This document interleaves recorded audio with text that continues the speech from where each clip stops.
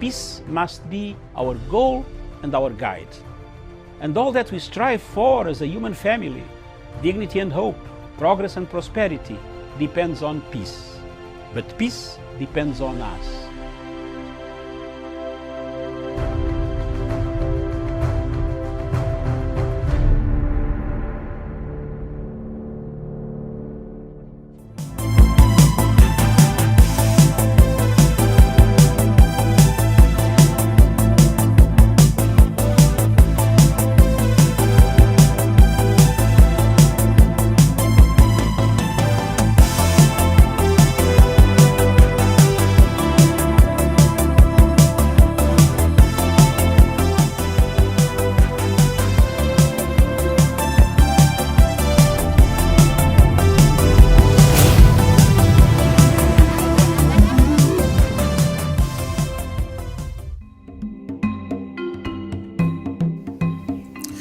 Today, thousands and thousands of Africans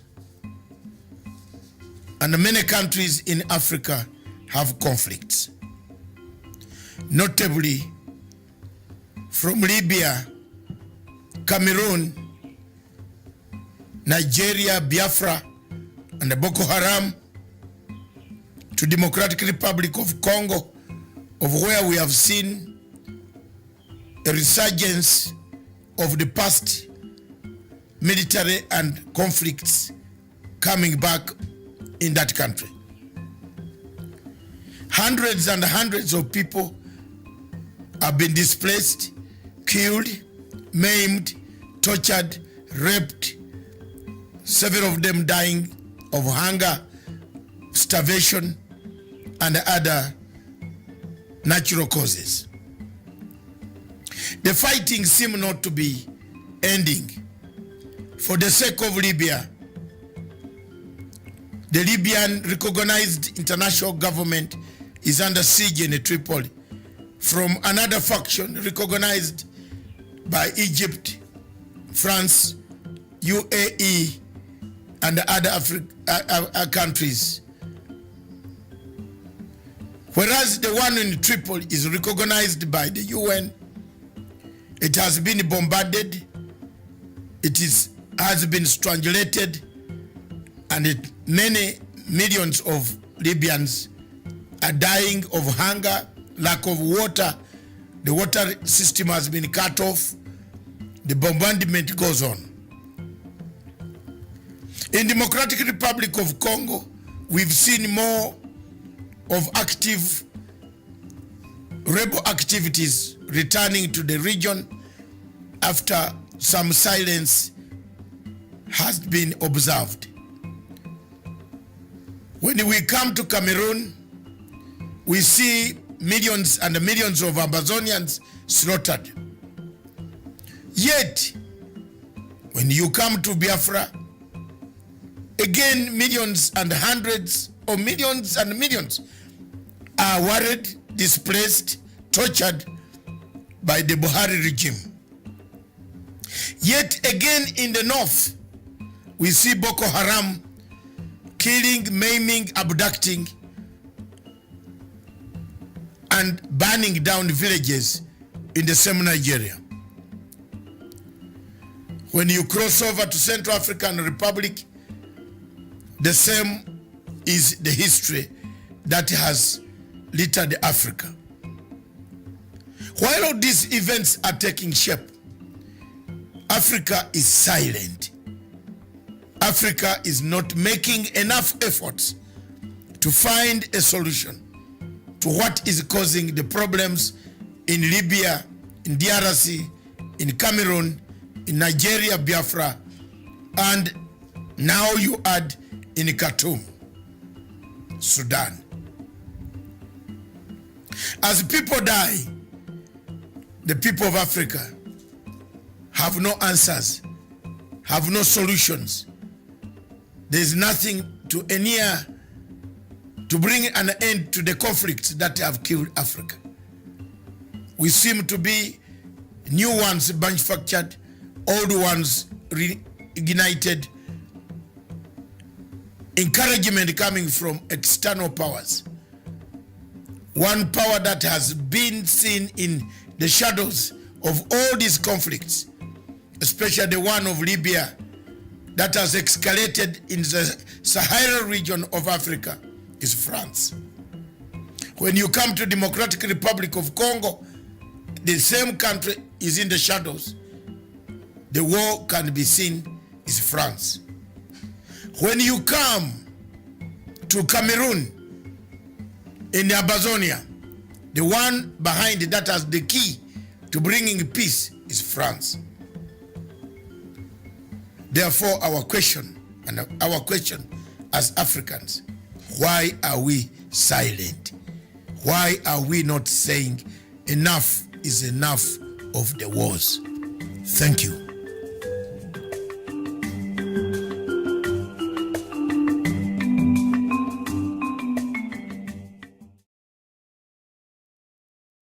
Good afternoon, viewers. Thank you very much for watching Punchline Africa Television from the African Political Command Center in Africa. Thank you very much. Good afternoon. I am Dr. David Masanga, standing in for everybody, including those who are not here, and those who have been here, and those who will be here. Thank you very much for watching this Pan-African station. Today we have various topics that we shall touch. And Miriam, my co-host in Nairobi, Kenya. Good afternoon, Miriam. Very good afternoon to you, Doctor, and good afternoon to our viewers, wherever they're watching us from today. Today is a great day, it's Father's Day. And we want to congratulate the fathers and the anticipatory fathers that are in the pipeline, especially some among us in the crowd that is watched over by Jesus Christ and God. Thank you very much. We pray to you. We anticipate that one day, and one day alone, there will be some fathers who will come up through some of us on the show. Two of us need children. And thank you very much. We want to pray to God that He gives them strength. Nurturing a child is a very strong thing. And you actually belong to a community when you have got responsibility. Thank you very much. Those of us, Stephen, Jeff, Pande, Kiaire, Mr. Kiaire, Frederick Kiaire. Is he Fred, or what is his name again? Is it? I am losing the names of my own workers. Fred, is it? Yes, Frederick Kiaria. Frederick Kiaria. Javani Karanja. Javani Karanja is a father. And then we have Jeff Maundu. We anticipatory ones. No, Nani Sam has. Thank you very much. No, I don't know. Sam has not told me. Thank you very much. Anticipatory, Daniel Wesonga and Douglas Kirimi. Thank you very much. Anticipatory fathers in the pipeline. Thank you. We who are fathers, let's clap for ourselves. 1, 2, 3. 1, 2, 3. Karanja. 1, 2, 3. Karanja, are you not a parent? I don't know whether I have just promoted you. Karanja, can you speak, please? Correct. Yeah, thank you very much, Doctor, for wishing me all the best. I know the next Father's Day I'll be among those who will be celebrating with you. Oh, Miriam, I'm very sorry to have started this show in a wrong position. Karanja is anticipatory parent, a father.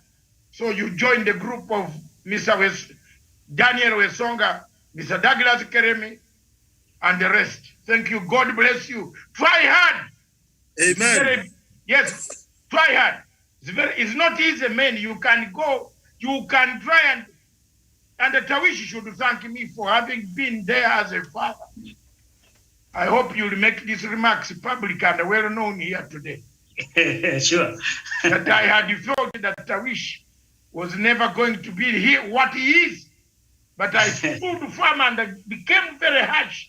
At times almost trying to box him. Because of this.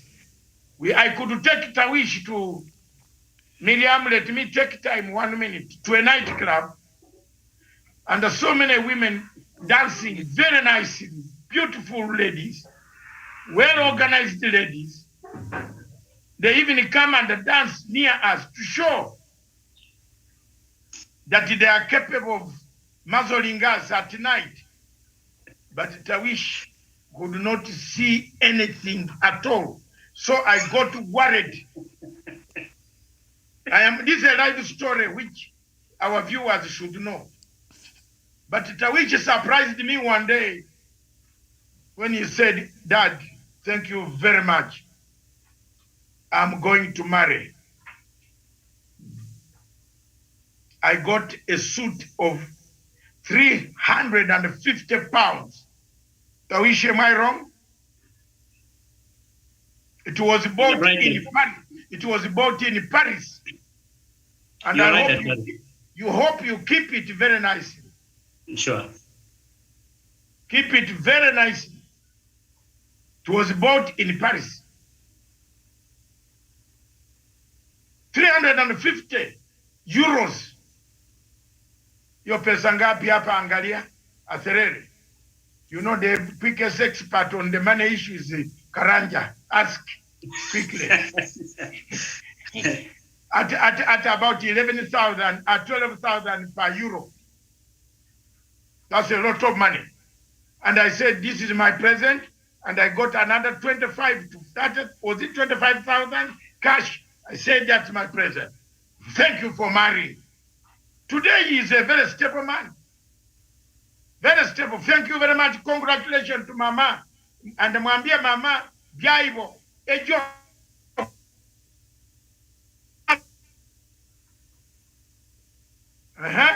She's watching. Jaibo, Ejok, Akironyo. This is Matanga. Thank you very much. This is Punchline Africa Television, broadcasting from the Republic of Kenya in the General Command, Africa Political Command, somewhere in Africa. Thank you very much. But back to the studios in Nairobi, none other than Miriam Ogutu. You can see the power and the speed of my voice, Miriam. I'm back. Thank you. Over to you. This is Dr. David Matanga, son of soil, the only Pan-African left, carrying the shining star of the Pan-Africanism after the departure of Kaunda. I am carrying it. And I want Africa to renew itself. Over to you in the studios. All right. Thank you, Doctor, for that introduction. I'll take us quickly through the headlines today on the Sunday Standard. The main headline there reads, "It's good news for parents on school fees. Secondary school students to pay less as ministry releases new directives, but principals could be staring at a financial nightmare presented by the new fee structure and delayed release of funds to learning institutions." And then just besides that, Bring It On, Ruto dares emerging coalition and storm over strange party register list. And then what Mount Kenya leaders told Raila. The story is on page 9. Business people from Central pledged to work with ODM leader ahead of 2022 polls after Friday night meeting. And we turn our attention to the Sunday Nation, and the main headline revealed a team crafting Uhuru Raila 2022 deal. Jubilee and ODM, once bitter political rivals, have taken big step in handshake coalition formal talks by picking a team of 10 to steer negotiations, but Ruto dismisses plans for the alliance. So that is the main headline. Then perhaps that is where we will start our topics on Kenya. Enters George Soros' money and politics of merger in the country. Doctor, start us off. Okay, thank you very much, Miriam.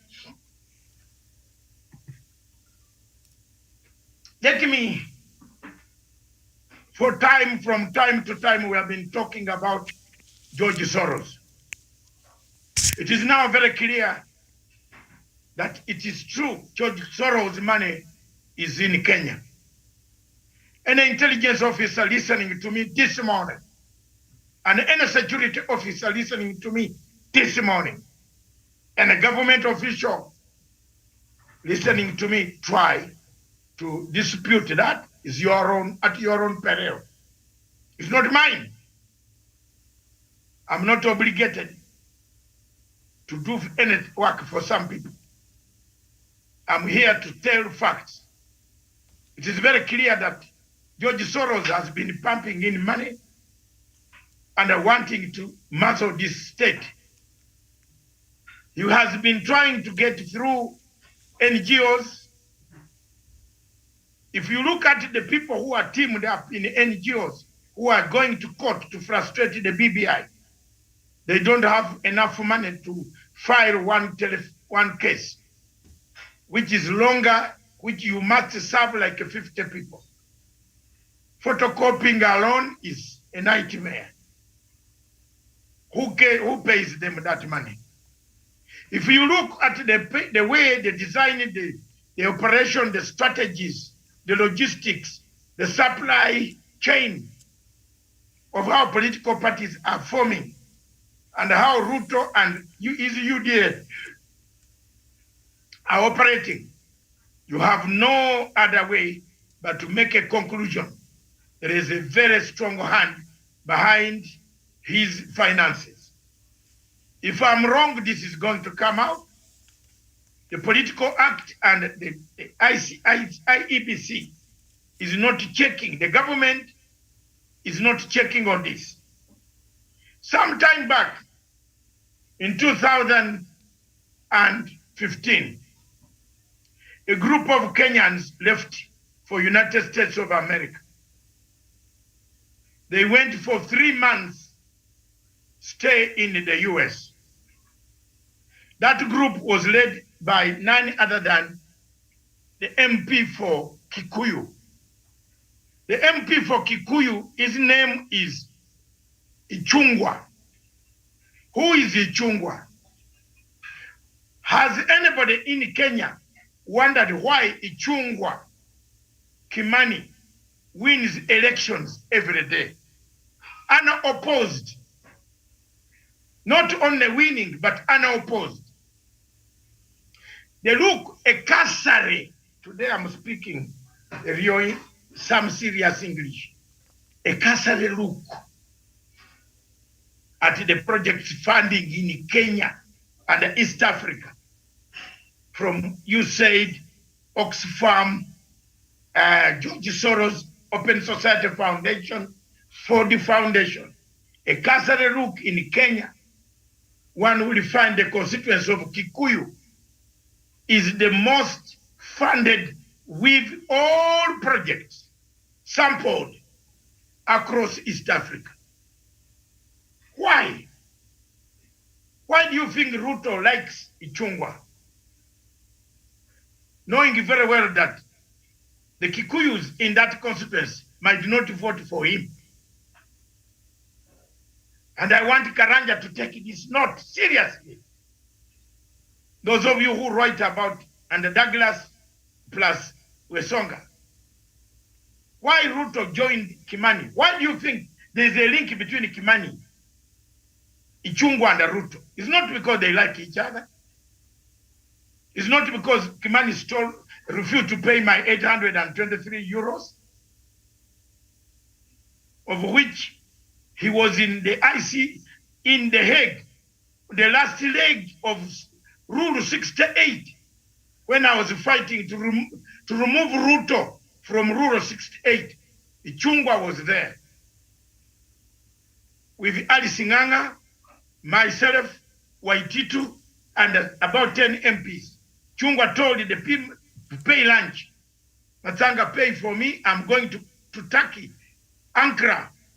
There's a business I'm conducting. I'll come back and settle the bill. He never settled. I have not forgotten, but I've forgiven his bad manners. So why does Ruto connect himself to Kimani Ichung'wah? Kimani Ichung'wah took Moses Kuria. Moses Kuria, you know, he had never traveled as far as Los Angeles. He traveled to Los Angeles, to America. The nearest Moses Kuria had gone was when I took him to ICC, and he was panicking. Even he told me, Matanga, can we leave tonight, please? Please, please, please, let's not sleep here. They are going to kill us tonight. Moses Kuria, you are listening and I'm watching, and I think you must take this seriously. You remember what you told me about Ruto? When Ruto refused to greet you properly, you told me to take you out of ICC. Let's go and sleep somewhere in Amsterdam because he could come at night to kill us.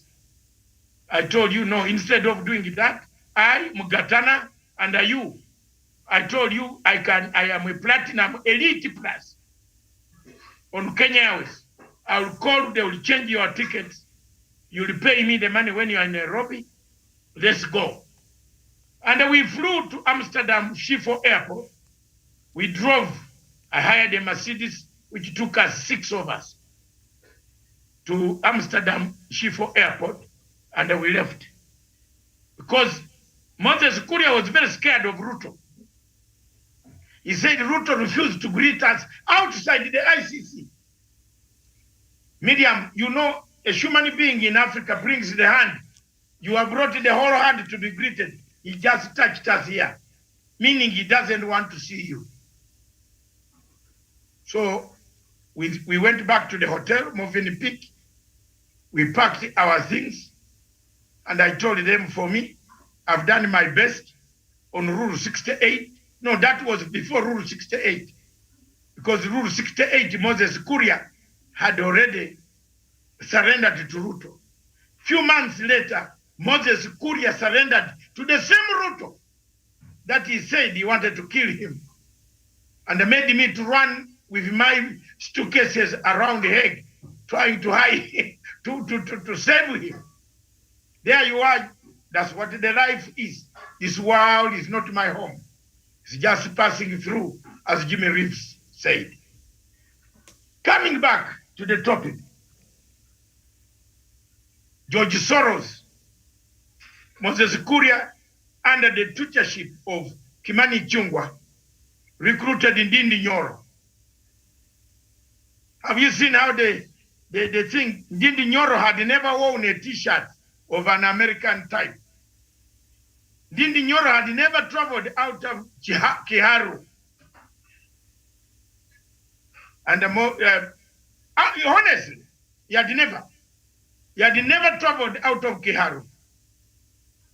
Ndindi Nyoro was, I was paying him to be on my television station. Tawishi, am I telling a lie? You're right, Doctor. You're right on that. Haven't you shared a platform with Ndindi Nyoro? Many times. Yes, many times. And I was paying him. He had never traveled. Even when you talk about America, he thinks America is near the moon. So Ndindi Nyoro was taken with Moses Kuria. They were shown to Mr. George Soros. But who is the master of George Soros' plan? Abraham Singoe, the link man. Me, I don't hide. Because have you ever seen Murkomen? When I say Murkomen was the witness number, OTP number, this, has Murkomen ever contested? Let him try to contest. Let him try to say no. Tena tuchemuke. Sindio, time has come now to chachemuka. Fatu Besuda is gone. We are going to flash these things.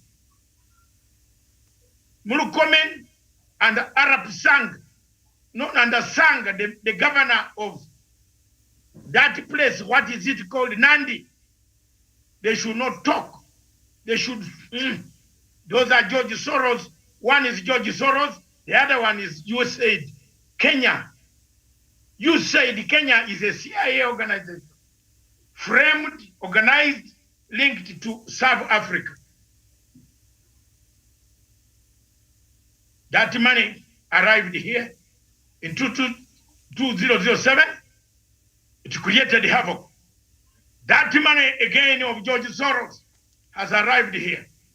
Let security men, let NGO bosses, let them, those who govern NGOs, check.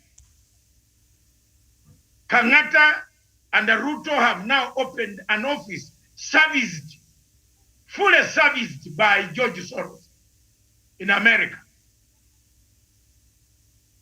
The money is coming in the form of buildings. Building. You know, Ruto likes land. If I can tell you another example where he is involved in land, and he has a very big institution where he is a partner, you will just, time has not come for those. But this money now is coming in buying apartments and building apartments funded by Open Society Foundation. It is not a coincidence that Kanata can open a branch of UDA in America. Funded by who?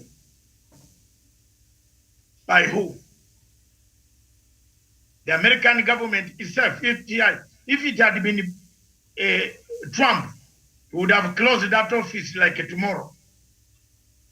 But because the government in power in America at the moment is the government that likes to overthrow governments. And I've told the people time and time again. But because some of them did not study international intelligence systems, they have a problem. I, David Matsanga, I don't have a problem. I'll tell you the truth. And my truth is very clear. The truth is there is money of George Soros that has landed here. If you don't believe me, go to the nearest transform of KPLC and put your head nearby. Thank you. Over to you, Miriam. All right, thank you so much. So, Doctor has exhausted our first topic there on Kenya. So, our next topic is the topic of coalition, or rather, politics of merger. And on the headlines on Sunday Nation today revealed a team crafting Uhuru Raila 2022 deal. And then just down there, Ruto warns against reckless 2022 term extension talk. Now, Jubilee and ODM, once bitter political rivals, have taken big step in handshake coalition formal talks by picking a team of 10 to steer negotiations. But Ruto dismisses plans for alliance, and the story is on page 10 of the Sunday Nation. And just down there, Junet Mohammed is quoted as we want to form a coalition that resembles the NAC of 2002. Samuel Tawish, is that possible? Very well. Thank you so much, Miriam. Thank you, Dr. David Masanga, and the panelists who are joining this program this afternoon, and more so to the viewers who are tuned in. In fact, let me also join Dr. Masanga and the rest of the panelists to wish you, Dr. Masanga, happy Father's Day, and everyone who is a father here, and of course those who are in the waiting bay, the likes of Wesonga and Javan Karanja, and possibly, I suppose, also my good brother Douglas Kiremi is on the waiting bay. Maybe in the near future they will as well be fathers. And Dr. Masanga, thank you so much for nurturing so many of us. I think we are so many in number, those of us who look up to you as one of our fathers, of course, by virtue of what you've done to transform our lives in one way or the other. Thank you so much once more. Miriam, on your question as regards to the coalition building in the country, I'm one of the person who's really disturbed by William Ruto's kind of unsettledness or restlessness in as far as the impending merger between the Orange Democratic Movement and Jubilee Party is concerned. Because again, if my memory serves me very well, Deputy President William Ruto is one of those leaders in this country who long ago left Jubilee Party, and they went ahead and formed another party in the name of UDA. He's been crusading around the hustler narrative and hustler nation, the haves and have-nots. He's one of those people who said they have nothing to do with Jubilee and they've moved on. I do not understand if you've divorced with a woman or a man, why will you will be disturbed really if this person has gotten a new spouse or a new suitor? And in this case, I refer to Deputy President William Ruto because again, He's very angry. He's displayed utmost, of course, anger and bitterness in as far as this impending merger between Jubilee and ODM is concerned. So if he has nothing to do with Jubilee, why will he be disturbed? Because he's one of those people who have really been, on public forums, rallying Kenyans to actually have a few political parties that have manifestos, parties that have the face of Kenya. I don't understand how Jubilee merger, being one of the largest political parties in the country, and ODM coming together will be tribal outfits, or they will be promoting tribalism in this country, Miriam. To say that William Ruto himself, who is now, I think, the party leader in support of the United Democratic Alliance, UDA, he's also trying to actually woo some other small parties to come and join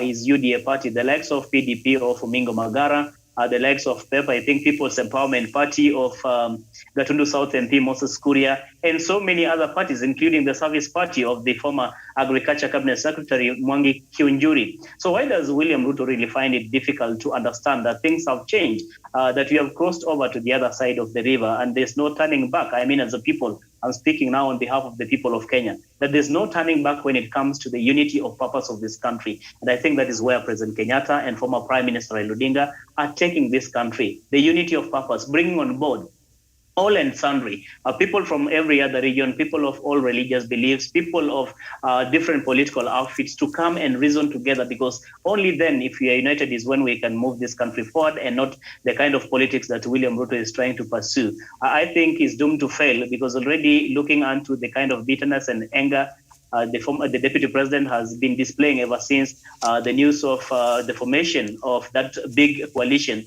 that brings on board ODM and Jubilee Party came into the fore. I think William Ruto has never slept. I want to imagine he's never slept. He's never been comfortable because he knows this is a sure way of making sure that, one, he's going to be beaten hands down when it comes to the polls next year. And second is that Kenyans are no longer going to buy into his machinations of trying to divide this country along ethnic and tribal lines. So I think that is his fear, because again, all along he's been relying on these divisions, the tribal divisions, the ethnic balkanization, for him to win power, for him to manipulate the voters and people and even get support.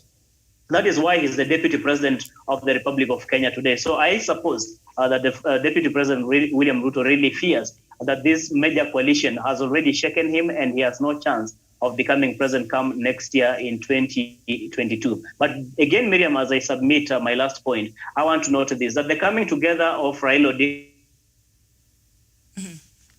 and President Uhuru Kenyatta is not more of winning power per se. It is more of ensuring that we continue with a similar agenda of uniting the country, of making sure that we have an inclusive government, of making sure that the BBI is going to be implemented. Because again, if you're going to entrust the leadership of this country to a person who does not believe in the ideals of unity, who does not believe in the principles of the Building Bridges initiative, how can we be sure as a people, as a population, that Deputy President William Ruto will steer this country to safe destination, Miriam? So I submit that this coalition that is impending is the right move from our leaders, and a good choice for the Kenyans, really, to partake in this path that the two leaders have chosen. I submit, Miriam. Okay, very well, thank you. Samuel Tawish. Now, the idea is to transform the March 2018 handshake into a political movement ahead of the general election next year.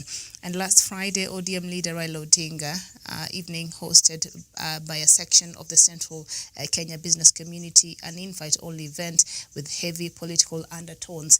The meeting held at a restaurant in Nairobi's Runda Estate positioned Mr. Odinga as a business-friendly leader based on his role when President Mwai Kibaki and NARC took over in 2003 and during the Grand Coalition and government that assumed office in 2008. This is becoming serious. Daniel Wasonga. Yes, thank you, Miriam. And of course, let me take this opportunity also to wish Dr. Matsanga David and my good brother, Taruish Olesesina, a very good Father's Day. Of course, the challenge has been taken, and very soon, maybe we believe that we'll come out of the waiting day. So going back to that particular headline on the newspaper, Miriam, it has to be remembered that the NARC government, where everyone was brought on board, and when you looked at the stratum of how the NARC government was actually formulated, it had every key political figure from each and every part of the country. And that was actually rated as the most progressive government that we ever had as a country since independence. And Kenyans were actually voted as the most ambitious people in the world post-2002.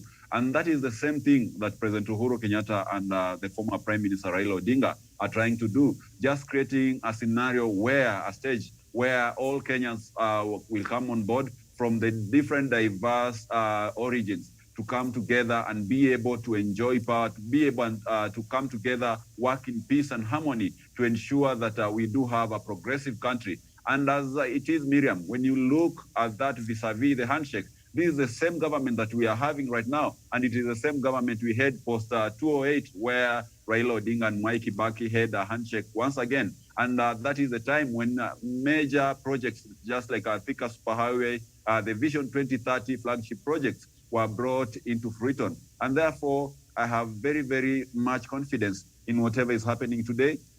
And if the remarks of the president recently while meeting the Ukambani leaders is anything to go by, then we see that the handshake is working. And today, we do not need anyone to tell us. We do not have to go to the presidential delivery unit to see whatever the president is doing in terms of his legacy projects. The thing can speak for itself. When you are walking around Nairobi, a lot of activities are going on. The Nairobi Expressway, we've seen the Port of Lamu, we've seen the roads that were actually commissioned in Kisumu, and a number of many other infrastructural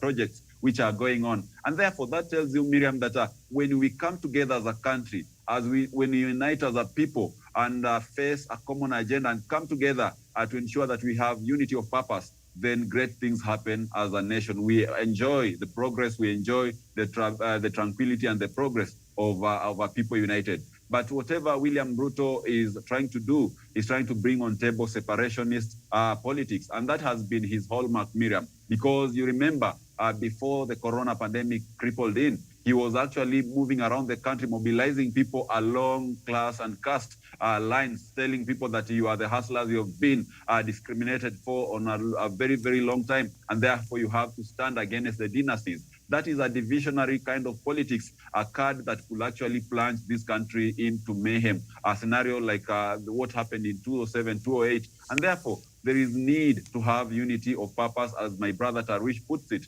When you are united, even the investors who are eyeing to come and do business with us will have an impetus, will have a reason and an incentive to come and be able to run their investments here. Because investment and economic buoyancy does not happen where there is instability and there is chaos. And therefore, what President Uhuru Kenyatta and the former Prime Minister are doing actually is a long-term solution to the problems that we have. And they are not only doing this for themselves, but for the future and the posterity of this country. I submit, Miriam.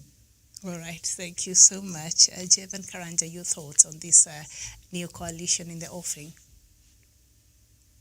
Okay, thank you very much, Miriam.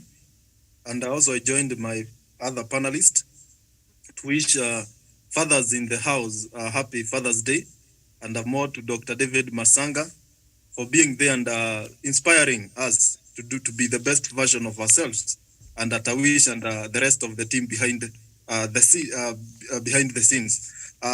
Let me come to the topic.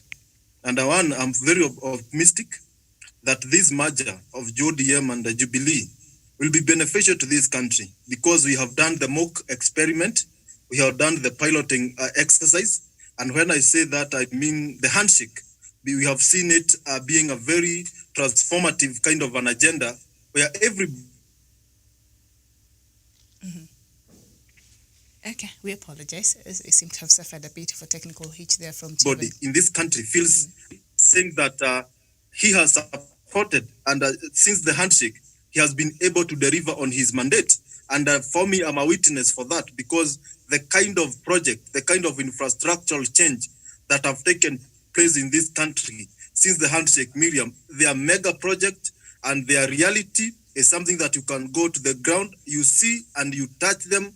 Therefore, that to me is a very good thing. Therefore, if we can materialize, if we can make it legitimate, we have a merger between Jubilee and the ODM, then we are heading on a very good pedestal. We are heading on a very good direction as a country, because ODM is the only party, apart from Jubilee, which has been able to get votes and to get members of parliament and a county representative across the country. Therefore, these are parties that have a national outlook. When you look at the Jubilee Party, is a party that has a national outlook. Therefore, these two parties merging, these are national parties coming together for the betterment of this country. I have seen the deputy president complain that this is a tribal kind of, this is a tribal outfit, this is ethnic mobilization and so on. But when you look at the party that he purports to lead, when you look at the party that they are holding so dearly, the UDA party, you will not see a national kind of representation. You will not see a national party, but you'll see a fragmented party with some tribes here and there coming together. But when you look at it very clearly, this party is dominant in Rift Valley. It is not beyond Rift Valley. It's just dominant in Rift Valley and some parts of central Kenya. Therefore, it cannot be compared to ODM, leave alone the ruling party. Therefore, that to me, I say it's a very good move on the right direction towards the prosperity of this country. Because we know for a fact, the former Prime Minister, Raila Odinga, he controls a very huge following in this country. President Uhuru Kenyatta, as the head of state, has also a huge following.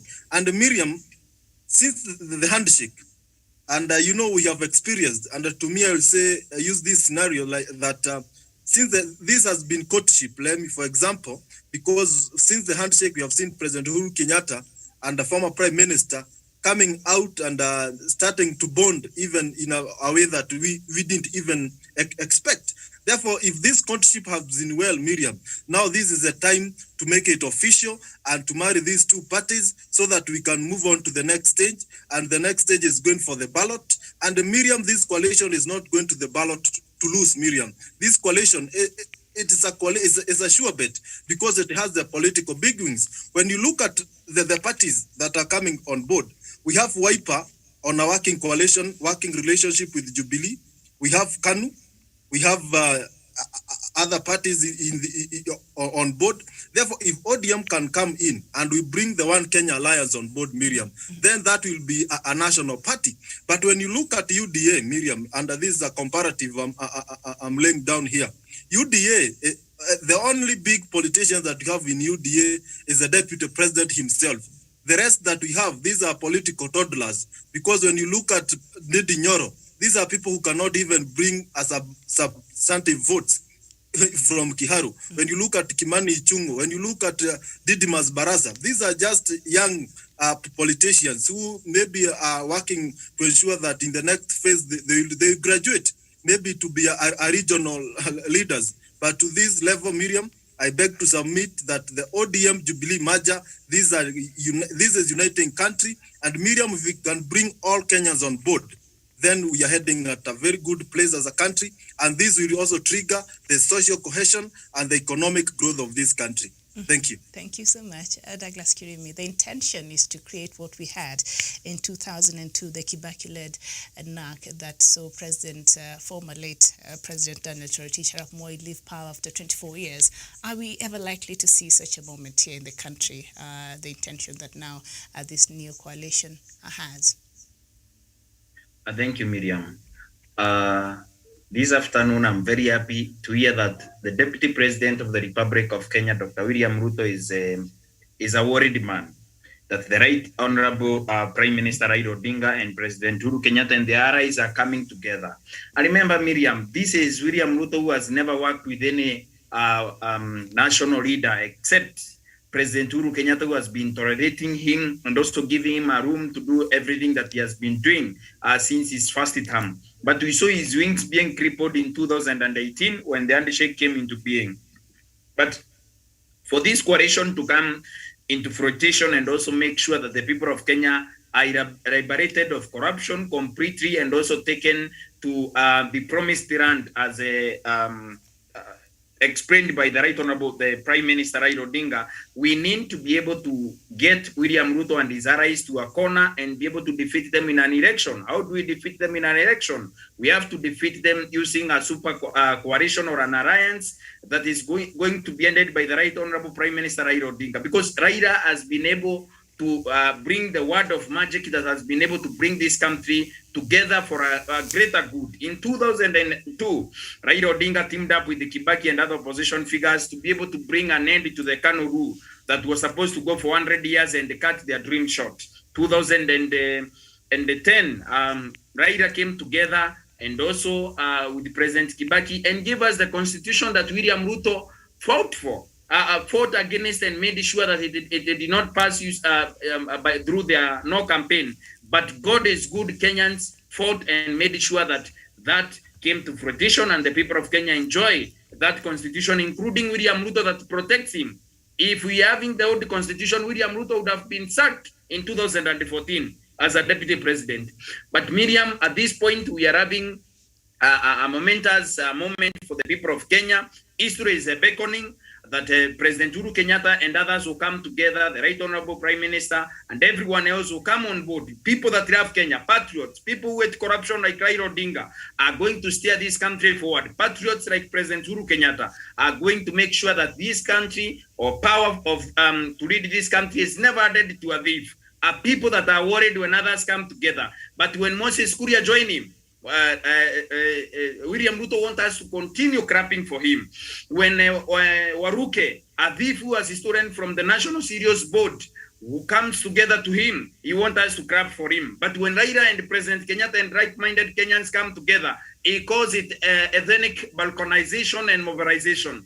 What kind of a Kenyan is that, Miriam? What type of a leader is that? We need to be able to depart from such hypocrisy and such conmanship that William Ruto has been able to exhibit to the populace in this country and to the political class. When you come together as a politician and also come with others and form a coalition or start working together, nobody should condemn you. I welcome this super alliance so that we can root out William Ruto from the deputy president annex and also make sure that this country is headed to the right direction, president and a deputy president that have the best interest for the people of Kenya. As long as anything or anyone comes together, Miriam, to stop William Ruto from becoming president, I'm okay with it. The people of Kenya are happy, Douglas Kiremi is happy, and everyone is happy. And as I can see, Miriam, hope is on the horizon. Thank you. Okay, thank you so much. But Deputy President William Ruto yesterday vowed to defeat the coalition being crafted by President Kenyatta and Mr. Odinga. He dismissed a political union of the two principals as a tribal gathering. Dr. David Matsanga.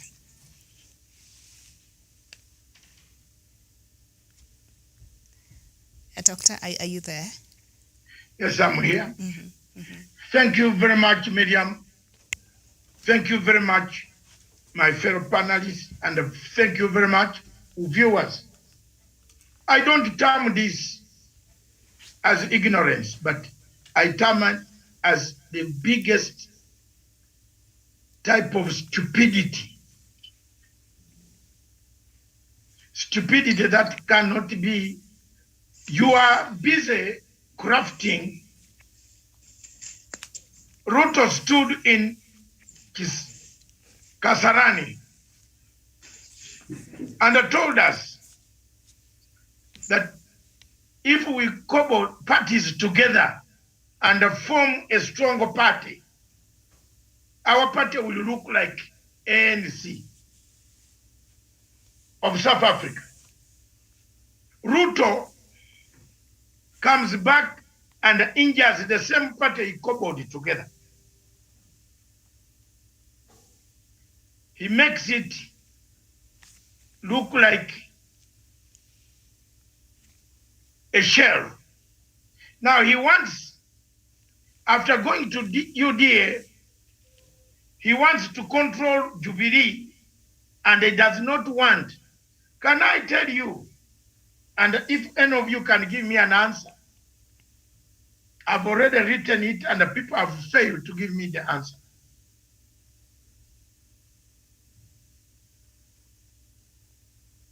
A door is called a door because it can open and shut. End of quote. Smile Matanga quote.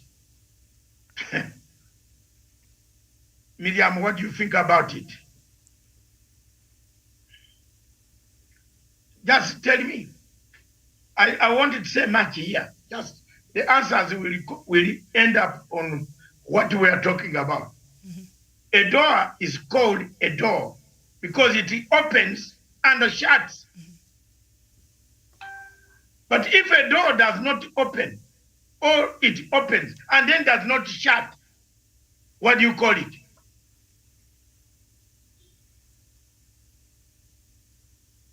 There you are.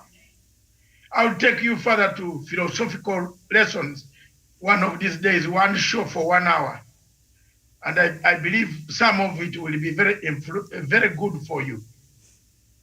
Miriam, I've come to find out that in Kenya, why the right gets it wrong and the left gets it does not get it. Again, another philosophy. Today, Wesonga, you have a lot to find out. In Kenya, why the right gets it wrong and the left doesn't get it. Karanja, you scratch your head as usual and tell me where we are going wrong. Boss, Ruto, close the door. President Uhuru, close the door. You are wasting our time. Have you seen it now? I'm simplifying it for you. Close the door. In political science, the closure of the door means the beginning of a new era. What Ruto is not doing is not closing the door. And his chances are going away one by one. To the extent like Professor Mutahi Gunyi, who always listens to me, then summarizes. I teach, you know, he's a professor, I have to do the donkey work. If you don't close, if you don't identify yourself and jump now,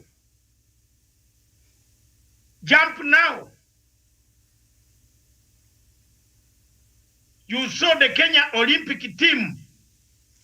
Is it waiting until it is about to board the plane and then jump?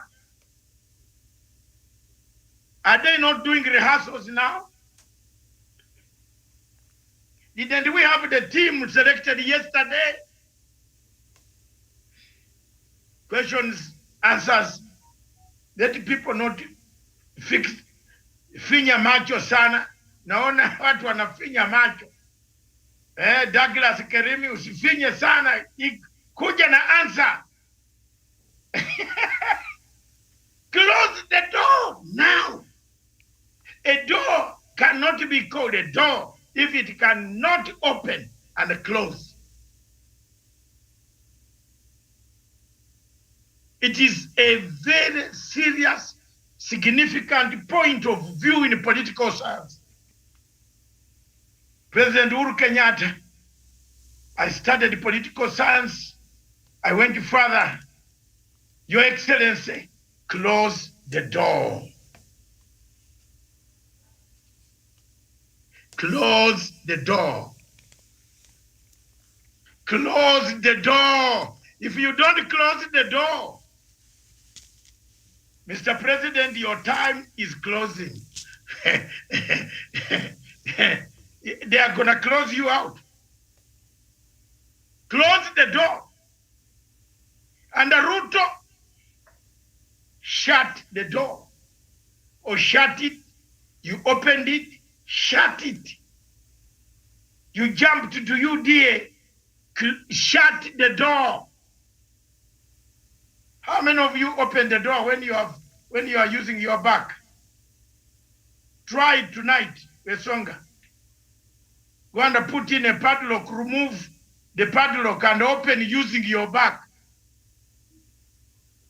You will see the type of follow you will have. Maybe I'm trying it tonight. And I'm not, don't quote me that Matanga told us to try it, because it's a very dangerous exercise.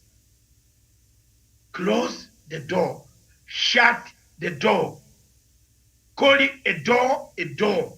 Don't call a door a ventilator or a window. Have you ever seen a window with a shutter? A ventilator with a shutter? Have you? No, have you seen a ventilator with a shutter? Show me one ventilator. Then why is it called a ventilator? Have you seen a window without mitalimbo? Show me. A window without mitalimbo? You know what mitalimbo is? Iron bars. You look at your window, Karanja, near there where you are. Haven't you fixed the iron bars there so that people don't come through it? Am I wrong, Karanja? Leave it without iron bars. Hata hiyo laptop kwenye iko nayo katachukuliwa. Sai. So there you are. People in Kenya should pay me for teaching this political science for free. And as a song I can see is smiling for free. Mnapata kitu ya bwerere. Some of you here are students. Miriam is a student, philosopher. She's going to become a philosopher tomorrow.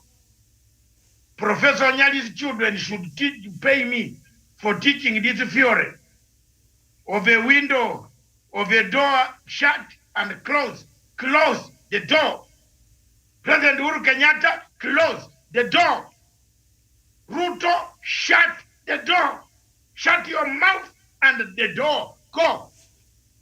Leave Jubilee alone. Doesn't it summarize what you wanted to hear, Miriam? Umetoka Jubilee. Sasa unataka kurudi with your buttocks.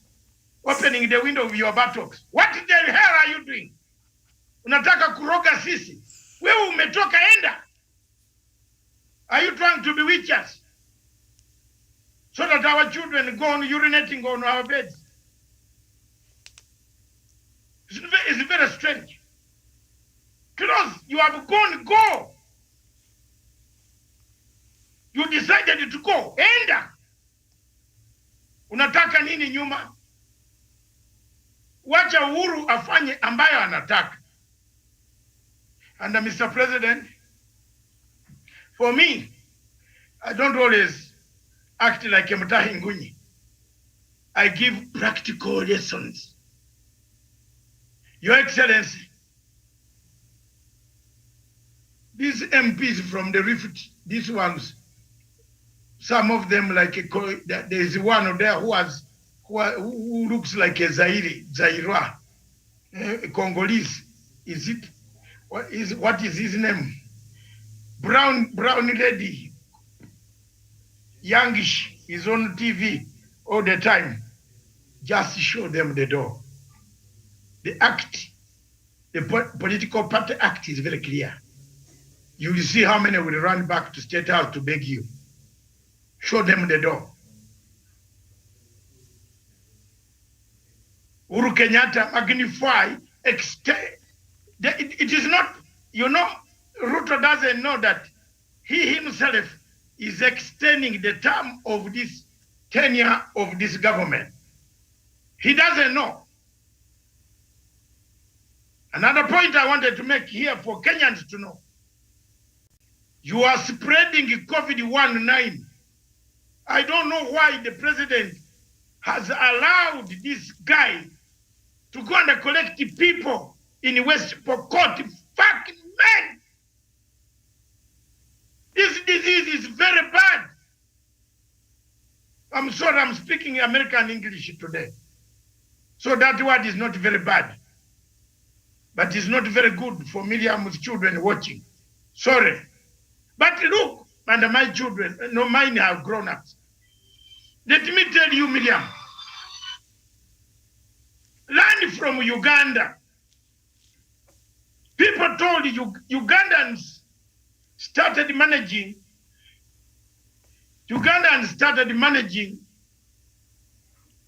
COVID-19 very well. Miriam, it is very sad. Umesikia ma'am, very sad. What is happening in Kampala, in Uganda is very sad. Because people did not listen to the advice and went ahead for an election. Out of this election, 4 months, the virus variant arrived from India. What is going on there is very bad. I can't even now explain myself and proudly tell people that my country had managed COVID-19 very well. People are literally going down. And Uganda is not very far from Kisumu. Neither Kisumu is not very far from Tanzania and Migori. The rate of infection that is capturing those areas is becoming alarming, because people did not listen. They went Uganda collect over 2,000 people in West Pokot, in Kapenguria. Because you are looking for votes, none of them had masks. 1 or 2 or 3 people had masks. Mr. Deputy President, do you have a heart for other people? Do you have a value for human beings? Or you hate them the way you have hated some of us? The government should come out now and tell people why these politicians are still holding political public rallies, despite the problem that this COVID-19 is coming out, and it is coming in a huge way in this month of July. It's a cold month where temperatures go low and new variants are coming, and the people are holding political rallies. Where is the president, and why is the president not talking about this? Because very soon we shall go back to the situation where hospitals will be overwhelmed. And if you think Matanga talks nonsense, I want to pray to God. Please don't come to me again. Don't come. Aye, aye, aye, aye, Mungu. Aye, Mungu. I am vaccinated. Aye, aye. It is up to you. Aye, aye. Please.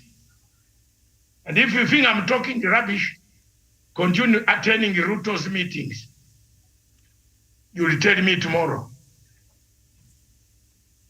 You tell me tomorrow. You can play with the word COVID. Play with it. Eat it. Enjoy it. Drink it on your beer. COVID. But let it enter your lungs. Aye, aye, aye, God. Let it enter your relatives. Aye, aye. You will see. That's when you will even want to know, to hear Matanga's advice.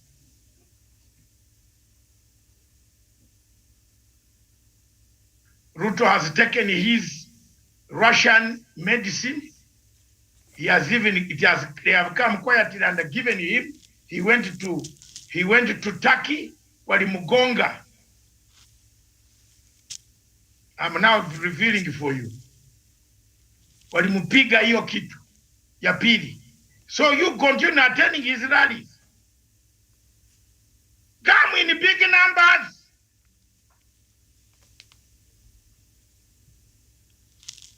Miriam, if I've spoken wrongly, tell me, because I know from your eyes. Have I spoken wrongly on this? This thing is very real. We must help the government to tell the people the truth. Political rallies now in thousands Look at the people who were in West Pokot, in Kapenguria. How many of them know the seriousness of the pandemic?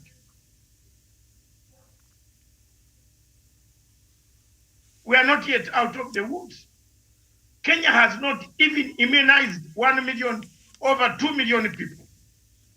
Has not vaccinated over 2 million people. The few of us who are lucky, who got the vaccine, are here. I'm here. I got the vaccine. I'm fully vaccinated. So don't come and kill me. Because I've told you the truth. I'm vaccinated. I put my life, whether it comes this way, haven't I lived longer?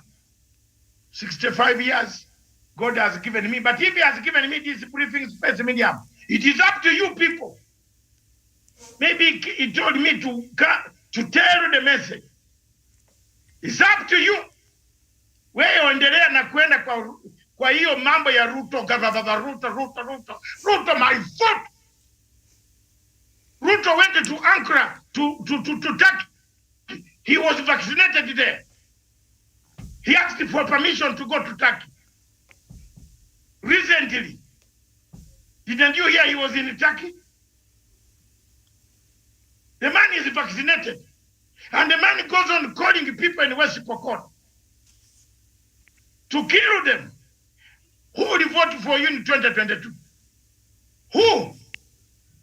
Who is going to vote for you in 2022? Jamani, you Kenyan politicians, who is going to vote for you in 2022?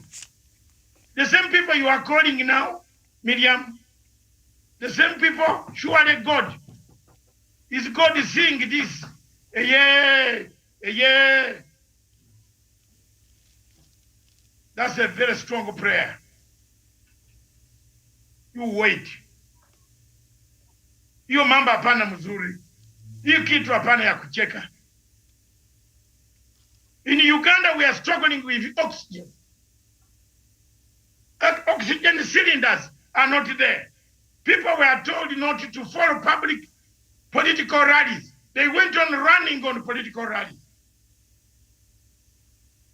Oh, we want Bobby Wine. We want Bobby Wine. Now see.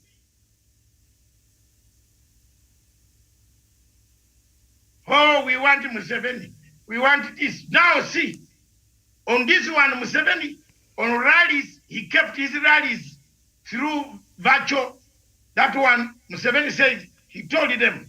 But the people, our people, so-called opposition, that includes me, because I'm in the opposition. I'm not government. I give a credit where it is due. Museveni kept people off. He could pass and walk. But when Ruto sees the crowd, it gets out of the car. He wants to be seen with this new, why doesn't he wear good shirts like this one? Maybe mambo ya taki. Where like this bwana? Where? Aterere. From Marks and Spencer. We die British men. Miriam, thank you very much. I think I can see Professor Gerard Onyari. Let's give him 2 minutes to tell us what he thinks about the merger. Professor Gerard Onyari, I can see you have changed your campaigning structures behind you. This must be in Nyamira near Kegoro's home. Prof, good afternoon. Professor, good afternoon. Good afternoon to Miriam and my fellow panelists and our viewers from wherever they are. Yes, and a very happy Father's Day to you. So we were looking at the Uhuru Raila pick. They've picked a team for the 2022 coalition talks. So we are looking at the possible merger between Jubilee and ODM. Yeah, thank you, Miriam, for that good question. You know, Miriam, I am very key to statements wherever they just come across. A deal is not a deal unless, Miriam, it is sealed. There's no coalition, Miriam, at the moment, Miriam. It is just only talks. You don't know whether the talks are going to be successful or not successful. Why are you getting worried, Miriam? They are only just having an engagement. The day you will see them coming forward and signing the coalition agreement is when we will say, Miriam, now this is the coalition. So nobody should be get scared, just like the deputy president. And in fact, yesterday he confirmed that he belongs to UDA. So I don't know what Jubilee is waiting is to start the mechanism of just kicking him out of the party. Jubilee has not said that they have gone to ODM or they have done this one. Miriam, it is just only a conversation, it's an engagement, which is very democratic. Miriam, they have got freedom of association and freedom of discussion. But you saw yesterday, the deputy president came forward and saying that he belongs to UDA. What any further evidence do we want? What any further evidence do we want from him? So from where I sit, Miriam, is that Jubilee is a coalition of parties, which is a good thing, Miriam. And if they bring ODM on board, Miriam, that will be a big win for the people of this country, Miriam, because so far since the handshake of 9 March 2018, the country has been very calm, Miriam. And if this one will just go on to become a coalition and to become building Bridges Initiative Party, Miriam, the handshake party, it is good for the country. So people are free, Miriam, to talk. There is no coalition at the moment. It's only talks and discussion going on. I don't know how they are going to conclude. All right. I submit. Okay. Thank you so much. And I think that is where we end our Kenyan topic this afternoon, and we get into... Prof, could you mute your device, please? Thank you. So that we get into other topics across Africa, and we start. Professor, can you mute? Can you mute your system? Mute.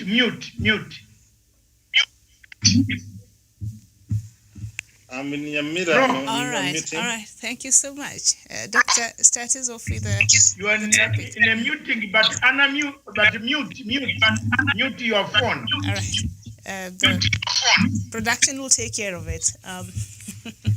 All right. Thank you so much. Doctor, you start us off in the other topics we have across Africa, and that is Nigeria. We start with Nigeria, the forgotten suffering. Maybe you could start us off, Doctor.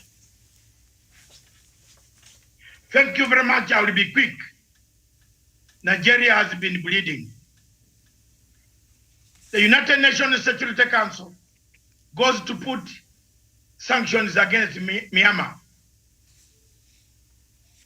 But why are we not putting sanctions on Buhari? The state has collapsed.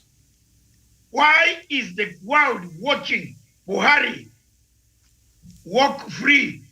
Nobody is putting sanctions on Buhari. Why? Has the world kept quiet? Why is the world keeping quiet? Why have we talked, and every day we talk about Nigeria, the collapsing state, the dwindling state, the killings that take place in Nigeria, the murder, the kidnap, the slaughter. Why are we not looking at Nigeria? Why is the world keeping quiet? I believe the world is conniving against the people of Nigeria. I believe the world is turning a blind eye against Biafra, against the killings that we see that are perpetuated by the Nigerian security forces against the civilians in Nigeria. I believe the time has come now, and now, not tomorrow, for the world and the United Nations Security Council to turn its eye on the dwindling Nigeria, the collapsing Nigeria, the Nigeria where kidnap, torture, where ISIS, Boko Haram, and other bandits have taken up arms to eat their own people. I believe the world is watching elsewhere. Because the world is governed by Total Oil, I believe the world is governed by Total Oil and oil from Shell BP. I believe the world is not listening to the people, the voices of the people of Biafra, the murder, the defilement, the rape, the killings, the corruption that is taking place in the state of Nigeria. I believe the African Union Peace and Security Council has not looked at the Nigerian and have got a blind eye against the people of Nigeria, over 220 million people being killed on a daily basis, molested, tortured. Why is the world quiet? Why? Why? Because of the oil interests. The world is quiet because of oil interests. When will the people wake up to support the people of Biafra who want their freedom through a referendum? They have expressed so. They have not gone for arms, but they are discriminated within their own country. They have a destiny, therefore. Why is Africa? Why the right gets it wrong and the left gets it wrong again? None of the two gets it right. Why in Africa? I submit. All right, thank you so much. Daniel Wesonga, what is going on in Nigeria? Is it even as abductions continue and killings by the bandits continue there, the world seems to be silent on what is happening there in Nigeria? Yes, thank you, Miriam Ogutu. And of course, Dr. Matsanga has put it in plain white and black. And as it is right now, the future is going to judge us harshly, especially the African nations, the leadership, and the people who are sitting pretty well when our brothers in Nigeria are undergoing a very difficult situation, and especially the people of Biafra, who for decades have been under very repressive regimes. And right now, they seem to have been forgotten by the very government of President Muhammadu Buhari, which ought to be looking at their tribulation and be able to address their issues as the people of Biafra. Why has the regime of President Muhammadu Buhari denied these people a right to have their own referendum to determine their own future? It is very, very worrying that President Muhammadu Buhari last week, he had to leave the country to go out to attend to other matters outside the country, when we still have kidnappings, when we're still having a war going on the northern part of the country. So therefore, that showcases the irresponsibility that is happening in Nigeria in terms of leadership, and the people of Africa should not continue to sit down pretty and watch as Nigeria goes to chaos and our lives are lost and the properties are destroyed. We need actually to raise up. And I believe, Miriam, the passing on of the founding father of Zambia, Kenneth Kaunda, should remind us of the spirit that our forefathers, our founding fathers, had for the continent of Africa, and Nigeria being among the first countries in Africa to gain their independence and actually open doors for the rest of us to gain independence. It shows us that, Miriam, we have an obligation to stand up for the people of Nigeria. We should not sit behind and watch Nigerians go to the dogs. I submit. Okay, thank you. Daniel Wesonga. Samuel Tawish. Oh, very well. Thank you so much, Miriam, yet again for this opportunity. I think, Miriam, to start, I will say this, that there's an adage that goes, when you remain silent in the face of oppression, then you're on the side of the oppressor. And I think, as my brother Wesonga has did put it, history will judge, of course, most of us, especially the leadership of this continent, harshly because of the kind of silence that we have actually offered. Those who have been silent really offered on the plight of the people of Nigeria, especially the indigenous people of Biafra. But for Dr. Masanga, Punchline African TV, and most of us who have been actually persistent on calling for President, of course, President Buhari, the African Union, United Nations Security Council, and other stakeholders to see into it how they can rise to the occasion rather and stop the atrocities that the people of course, the government of Buhari continue to have on the indigenous people of Biafra. So I think, Miriam, by and large, what we need to continue doing is the spirit of persistence, the spirit of making sure that we continue with this crusade of piling pressure on President Buhari to see it fit to actually allow the people of Biafra to have this plebiscite so that they can determine their fate. Because again, that is the only thing they're asking. That is the only agitation.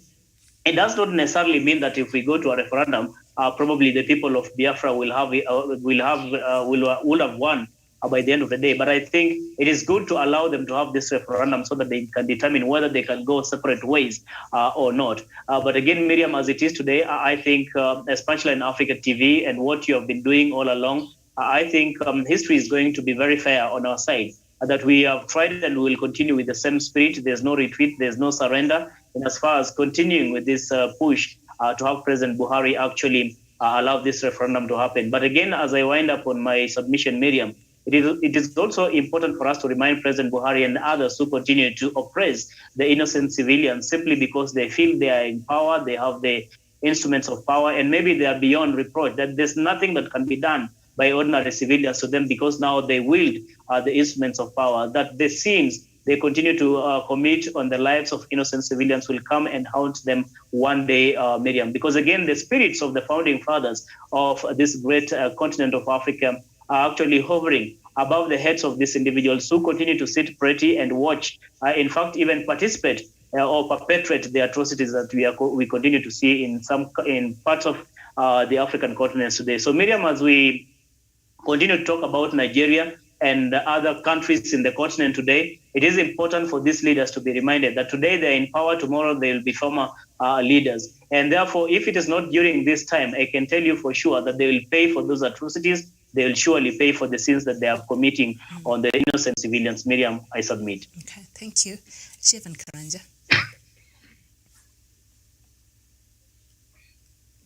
Thank you very much, Miriam, for the discussion that we are having this good afternoon. And Miriam, we have discussed this issue of Nigeria for quite now. And I will continue persuading and urging the people of Nigeria to continue pushing for reforms. Because, Miriam, the little efforts that they are making, the big efforts that they are making at each level, Miriam, it will bear fruits at the end of the day. And also for the Punchline Africa TV for continuing being a voice to the voiceless, because we have given a platform where the people of Biafra can come, discuss issues without fear and without any intimidation. Because, you know, in that failed state of Nigeria, Miriam, even the media has been suffocated. The people have no space to have to express themselves. The freedom of expression, Miriam, has been illegally terminated by the bad regime of Muhammadu Buhari. And Miriam, you know, at this critical moment, the people of Nigeria have come to realization that their president is just existing as a president, but when it comes to action to protect the interest of the people, he remains a rhetoric president. He is not concerned. A president who comes in front of cameras to tell people that he knows that he has failed the state, Miriam, is not worthy to be near a political office, leave alone being the president of a country, because he's a person who is not interested with the interest of the innocent people of the Biafra. This is a person who is not interested to see school-going children at peace. This is a person who is not interested to see the mothers and the fathers in Nigeria interest protected. And this is a person who is not bothered, because all these abductions that are happening, all these kind of intimidations, children, school-going children, Miriam, being abducted, and the president is silent. When the police use forceful power, are brutally killing the innocent residents of Nigeria, Miriam, and the president is not doing anything. This shows that he is not interested, and the best they need to do is to continue making their voice heard, is to continue pushing for the reforms, is to continue pushing for a referendum so that they can realize their self-determination, so that they can have their own way without carrying the baggage, the burden of this failed regime of Nigeria with Buhari and his surrogates. Because what Buhari is doing, he wants this country to remain in this unstable state so that he can continue benefiting, making oil deals. he can continue benefiting through corruption, kickbacks, and so on from the external forces that are sponsoring this kind of regime. He wants the insecurity surge in Nigeria to remain or to extend, so that the country can remain in that shambolic nature, so that he can continue malnourishing the minerals and the resources that are in the country. Therefore, the people of Biafra, they are doing a very good job. Let them continue pushing for reforms, Miriam, because when we keep silent, when we go meme, when bad things are happening, Miriam, we'll be casualties at the end of the day. When bad things erupt, Miriam, we'll be caught at some stage. Therefore, even those Fulani guys, Miriam, they should not sit plenty. They should understand that a threat to justice anywhere is a threat to justice everywhere. Therefore, they should not think that because the president comes from their region, they should enjoy. When things will go south, they will also suffer the burden. And we as Africans, Miriam, will also feel the pinch. That is why we'll continue making our voice heard. That is, we'll continue pushing for Buhari to go home or to go to jail, because that is where he belongs. He does not belong to political offices or to any position of leadership, because he has failed, he is corrupt, he is a person who is not even fit. In his, these are mediocre kind of leaders. When you look at his performance, Miriam, he is below average. Therefore, he should not even think of extending his term. Therefore, I submit that the people of Biafra needs their freedom, needs their space, so that they can grow economically, politically, and socially. And that will happen when they pull and they push this man out of power, the failed regime of Muhammadu Buhari. I submit. All right. Chairman Karanja, thank you. Douglas Kirimi, the forgotten war that is happening, suffering that is happening now in Nigeria. Douglas? Gerard. All right, Professor Jared Onyari. Yeah, Miriam, I don't really have much to say about President Buhari, because Miriam, he promised us 100 days in office, he will crush Boko Haram. He has not done so. What did we see him next doing? Is admitting that now that he is unable to fight Boko Haram. Miriam, the only logical conclusion you can conclude from there is part of Boko Haram. Period, Miriam. He has not told us, we have not even seen him try, Miriam, but we have seen women and girls being kidnapped every now and again. And let me just say that you are saying that the world is watching, or African Union is watching, Miriam. I can only use COVID-19 as an example, Miriam. Nigeria are on their own. Let them fight and secure their country. No outside forces are interested in them having peace. So the sooner they realize this, Miriam, the better. To the Biafra people, Miriam, it doesn't matter, Miriam, that there is someone who can stop them. Nobody can stop you when you want something, because you want it. So self-determination of the Biafra people, Miriam, is just a matter of time. They will get their independence, Miriam. They will be able to determine how they want to be governed. But on President Buhari, Miriam, the sooner we prepare the case before the International Criminal Court, Miriam, and I hope we talk this with our brother from Nigeria, we agree that let us continue correcting the information, Miriam. Is a man who is supposed to stand before a court of law to be tried against the crimes of testimony. I want to associate myself with all what Dr. Masanga said, and Miriam, as I have always said, Miriam, Africa has got work to be done.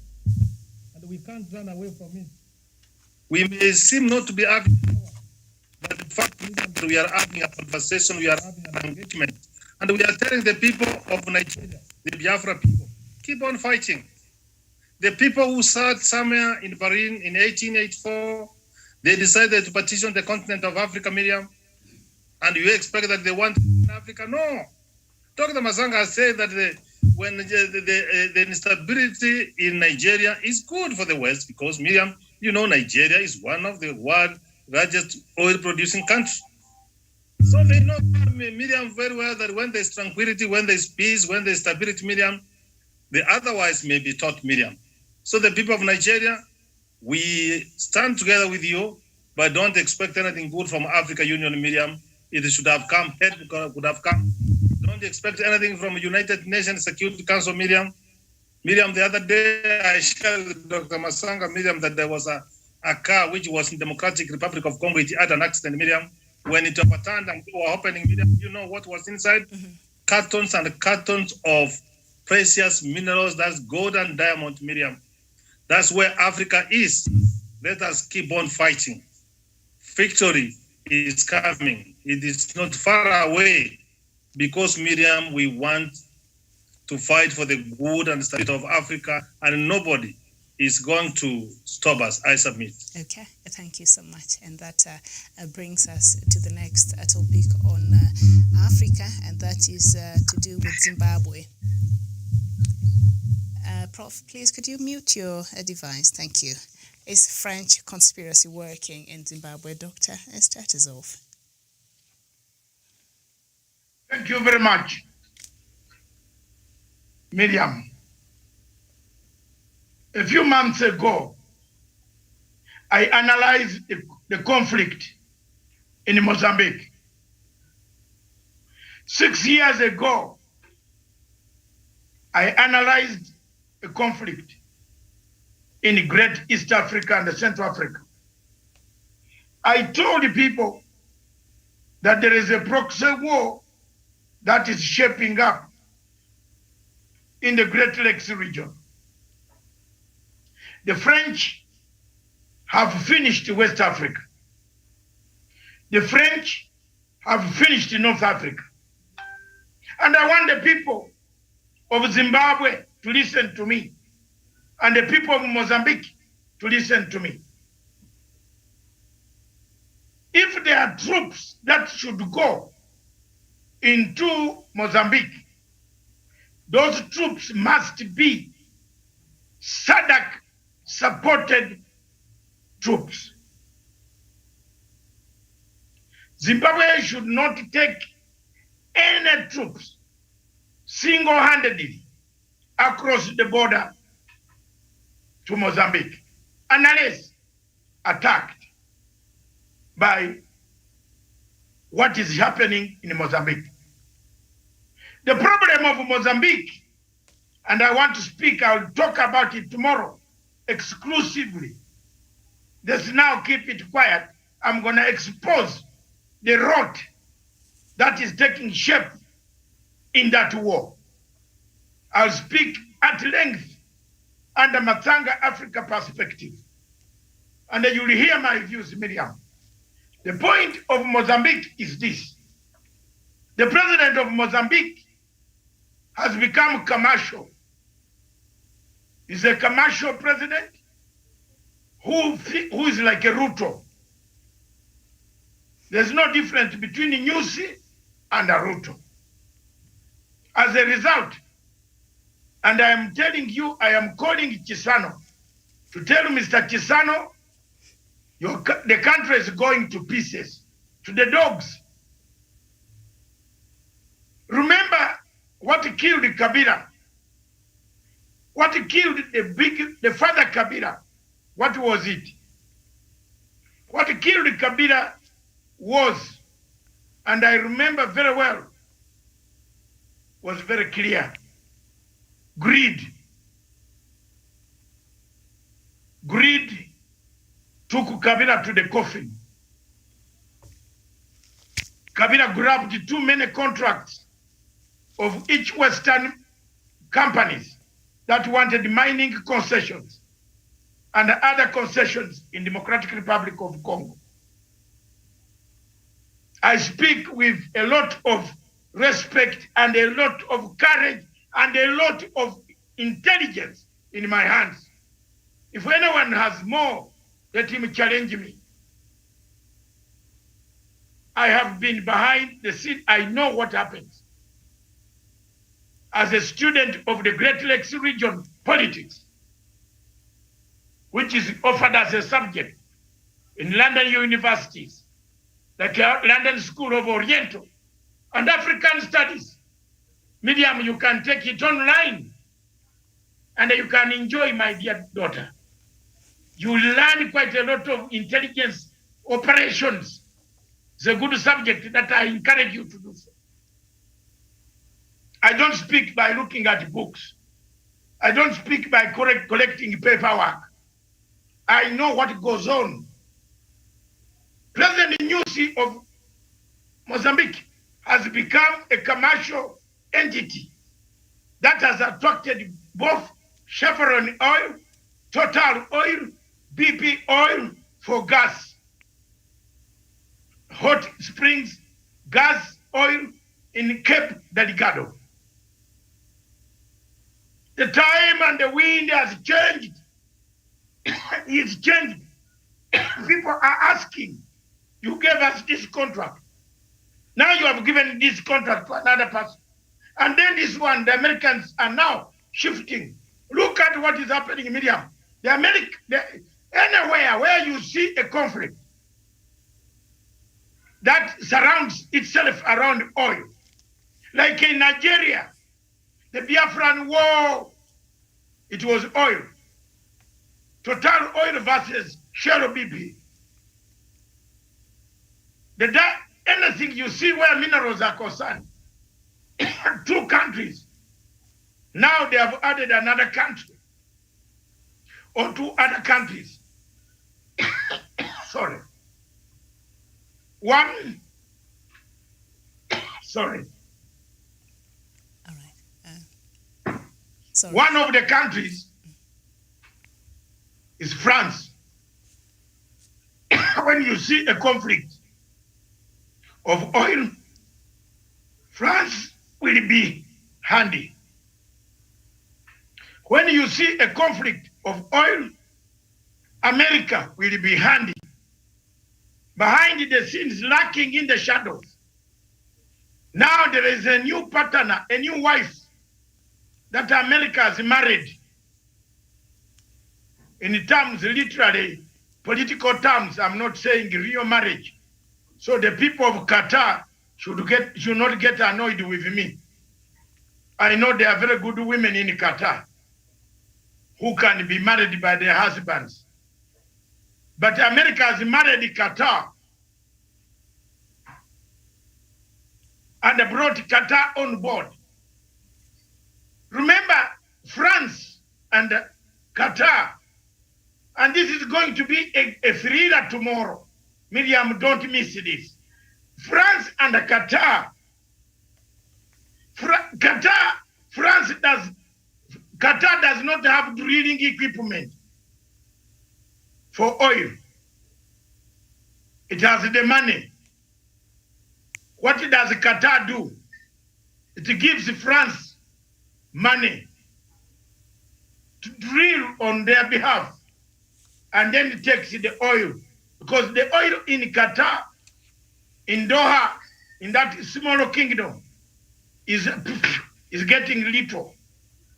They used it, they got the money, they built the kingdom, they built all these states. But the oil seems to be running somewhere else. That's why you see Qatar is at the center of international insurgencies. Qatar is quoted to be in the Middle East, arming Hamas against Israel. Qatar is quoted to be in Cape Delgado. Yes, arming the small Al-Shabaab who have grown up in Cape Delgado. If I'm wrong, God help me on this journey. One priest today was saying, don't fall in a problem, then ask God help me. Me, I've been helping God. God has been helping me alone. There was nobody that God told me to go to, except to adhere to his principles and beg him for help. Help me, oh God. When God created Adam, I don't know whether any of you know that, is there anybody on the panel who knows that there was a prophet for Adam? Because I wish wants to read the Bible so much. And abandon it in Narok.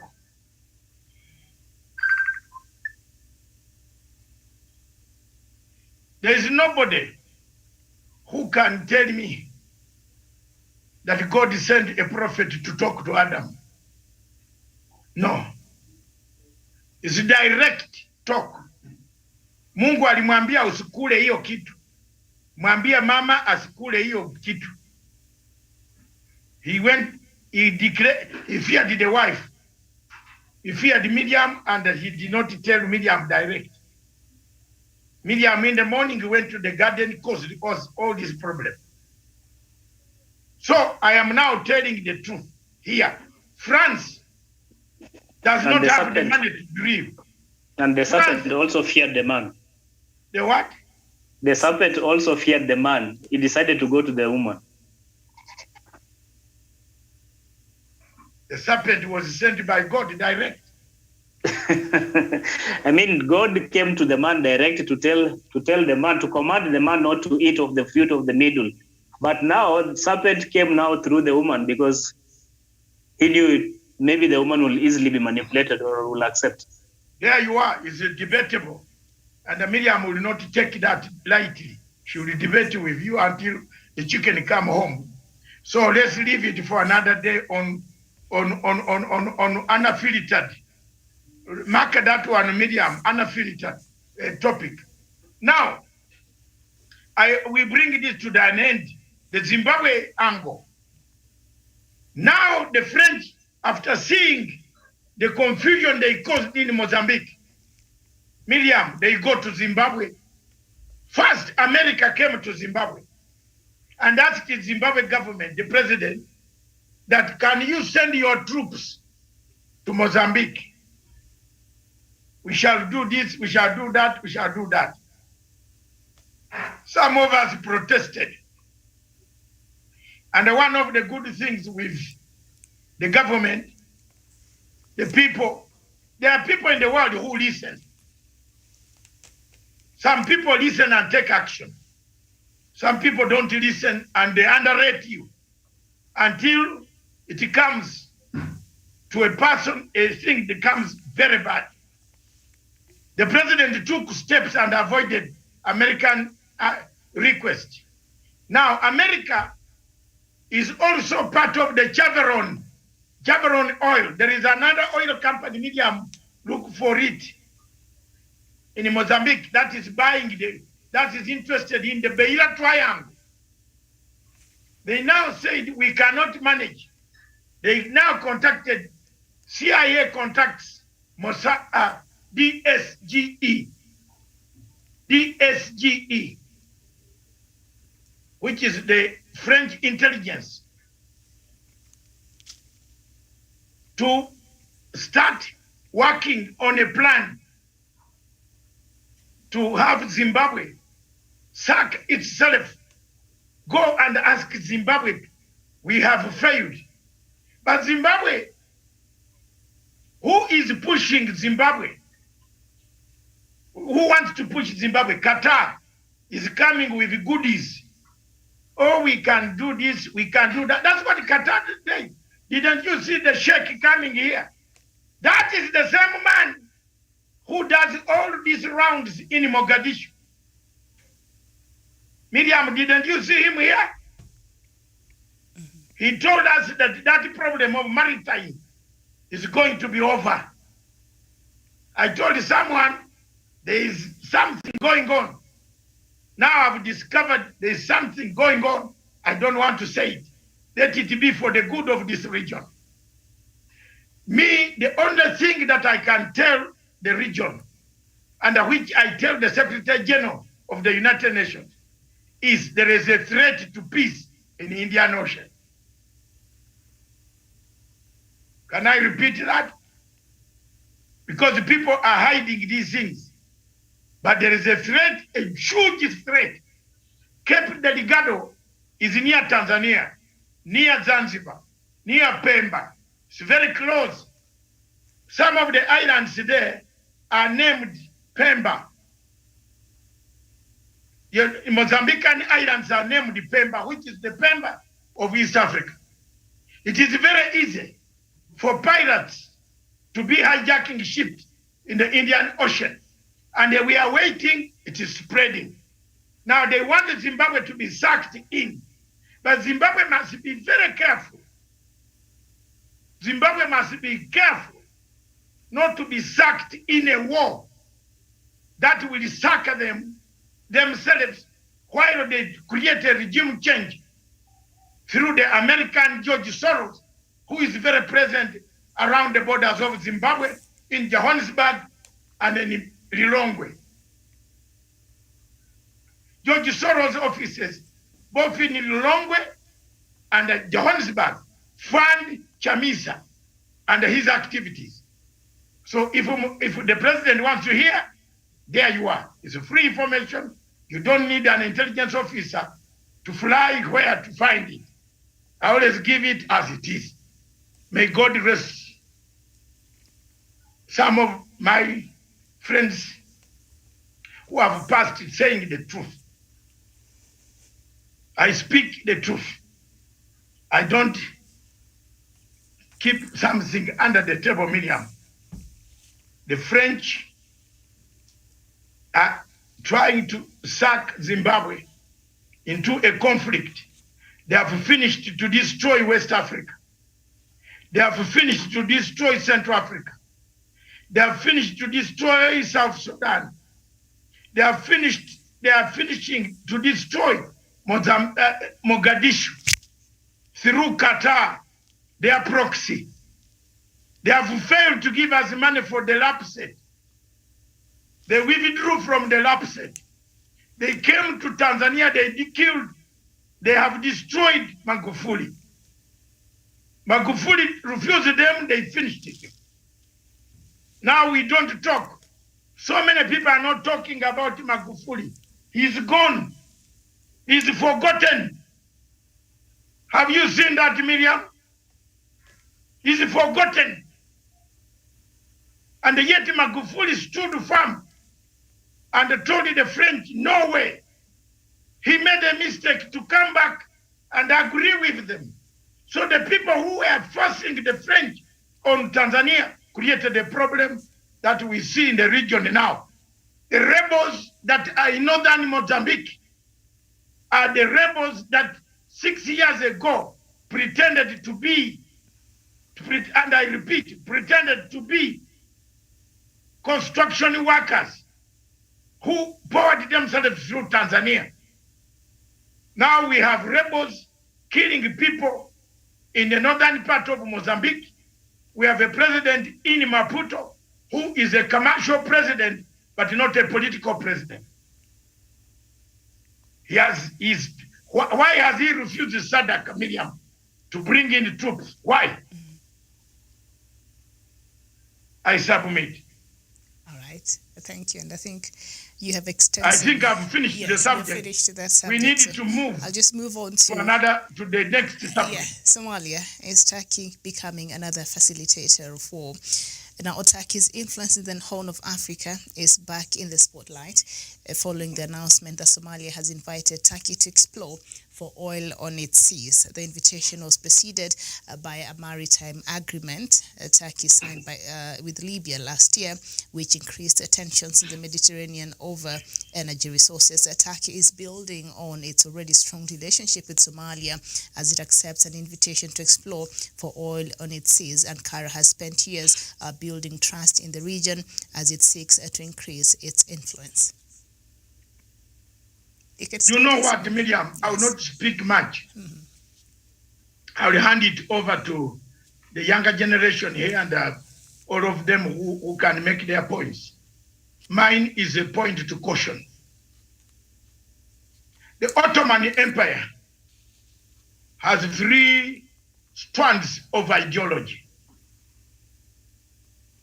1, commercial. 2, conflict. 3, hypocrisy. Have you seen any territory of Turkey in Africa? Show me one. Is there any territory of Turkey?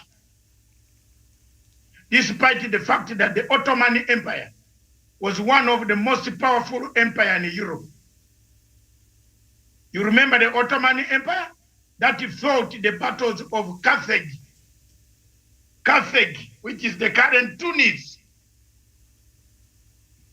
As a historian guy, I'm here proud, again, Miriam, with my head only telling you, look at that. Turkey has no colony. Why? Because Turkey has 3 strands of ideology: commercial, hypocrisy, and the other one I've just said it. What is it? Conflict. It creates conflict to sell and to buy. Have you seen? Turkey creates conflict to buy and sell Ruto's clothes. Have you seen those shirts of Ruto? These ones that stick on the body. I don't know whether Tawish you wear those things. I used to, but I stopped long time ago. I advised you not to. Go and wear marks and space. Upon your intervention, sir. So, let me finish. I can see Miriam looking at her watch. Ma'am, Turkey has those 3. And mark me, you people who are discussing this, President Uhuru Kenyatta is in Turkey at the moment. And I'm discussing this disclaimer. I don't know what the president wants to do there. What he's doing there is Kenyan foreign policy, because I don't work for the government. I criticize, I write for myself, for what I believe will come true. Turkey has 3 strands: commercial, conflict, and hypocrisy. That's why Turkey lost all the colonies and civilization in any of the coasts, west, east, south. Turkey lost. Now it has come through 2 strands. It has come through 2 strands, then uses the 3rd one. It is Turkey and Turkey provided the initial money for Mogadishu to go and choose Kenya in the ICJ. Then Qatar came and took over from Turkey, because Farimajo acts like a Malaya. Actually, Farimajo is a Malaya. Kila mtu anakupenduka peura. You are taken, you are opened like a book. Qatar came and seduced Mr. Farimajo, Malaya. Inamchukua. He left Turkey. Now Turkey has come back. Farimajo has opened another leg. Chukua. So, let me now tell you the truth. Commercial, and mark me, Javan Karanja and Wesong and my brother. There are 3. Create a conflict, sell your goods and buy your goods. They buy your goods. For those who don't know Malaya word, it is harrotism. You act like a harrot in the red square of Amsterdam can be seduced by the highest bidder. So Turkey comes with the money, and I want those who are handling this docket, is your problem. If you don't listen to me, I am not forcing you to listen to me. But one day you will say I was right. Turkey comes in, tells Somalia, heighten the stakes by taking Kenya to where? To The Hague. Then, as they were in The Hague, Qatar comes in and said, we can offer you best, and we shall handle Kenya quietly and tell them, we are here, don't touch. Turkey left. What did Turkey do? It created a conflict where we lost AMISOM soldiers and we lost many Ugandans in Mogadishu, until the government of Farimajo chased Turkey out and the United Arab Emirates.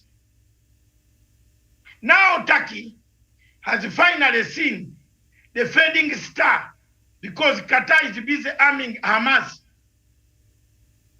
For students of international relations who want to enjoy the arming of Hamas in money, supporting Hamas is taking place. Qatar is busy there. Turkey has come in, said we can be all right. Anybody who doubts me, read the standard. You saw that standard thing, Mr. Tawish. You have read it? It says Turkey is ready to discuss the maritime border dispute. Why is it ready now? Because it has already caused us trouble. Now it comes to hypocrisy, strategy. We can talk to them. To allow Kenya to remain as if Turkey is a good friend. It is not. See what Turkey has done. A good thing that Turkey has done is in Libya, where they decided to defy France.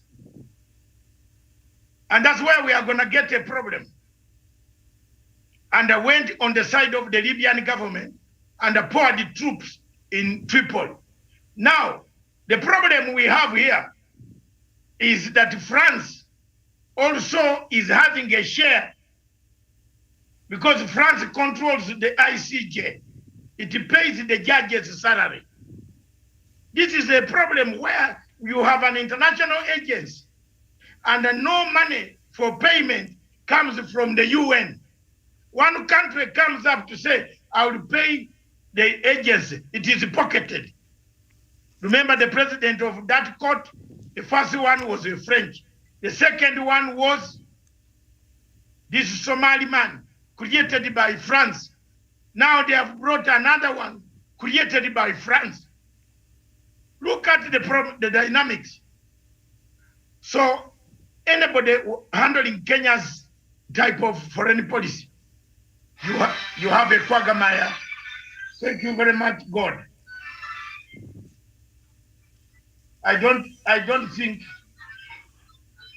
people don't know that I am on live. Then they don't watch my programs. They only want to watch me. They want to take my phone, me to take their phones. I am on the show live. Therefore, if you don't want my work, you want me. I don't know why. Someone is calling me now. Doesn't pay. They don't watch my shows. So, Miriam, the situation is that. It's a very bad situation here. And that situation can bring us a very big war. On the submission I want to make today, as others make 1 minute, because I know we want to close and go home, is the United Nations Security Council. Please take note, take note from West Africa and Nigeria. Take note in the Indian Ocean, from Somalia up to Mozambique. There's going to be a very big war very soon. I submit. All right. Thank you, Samuel Tawish.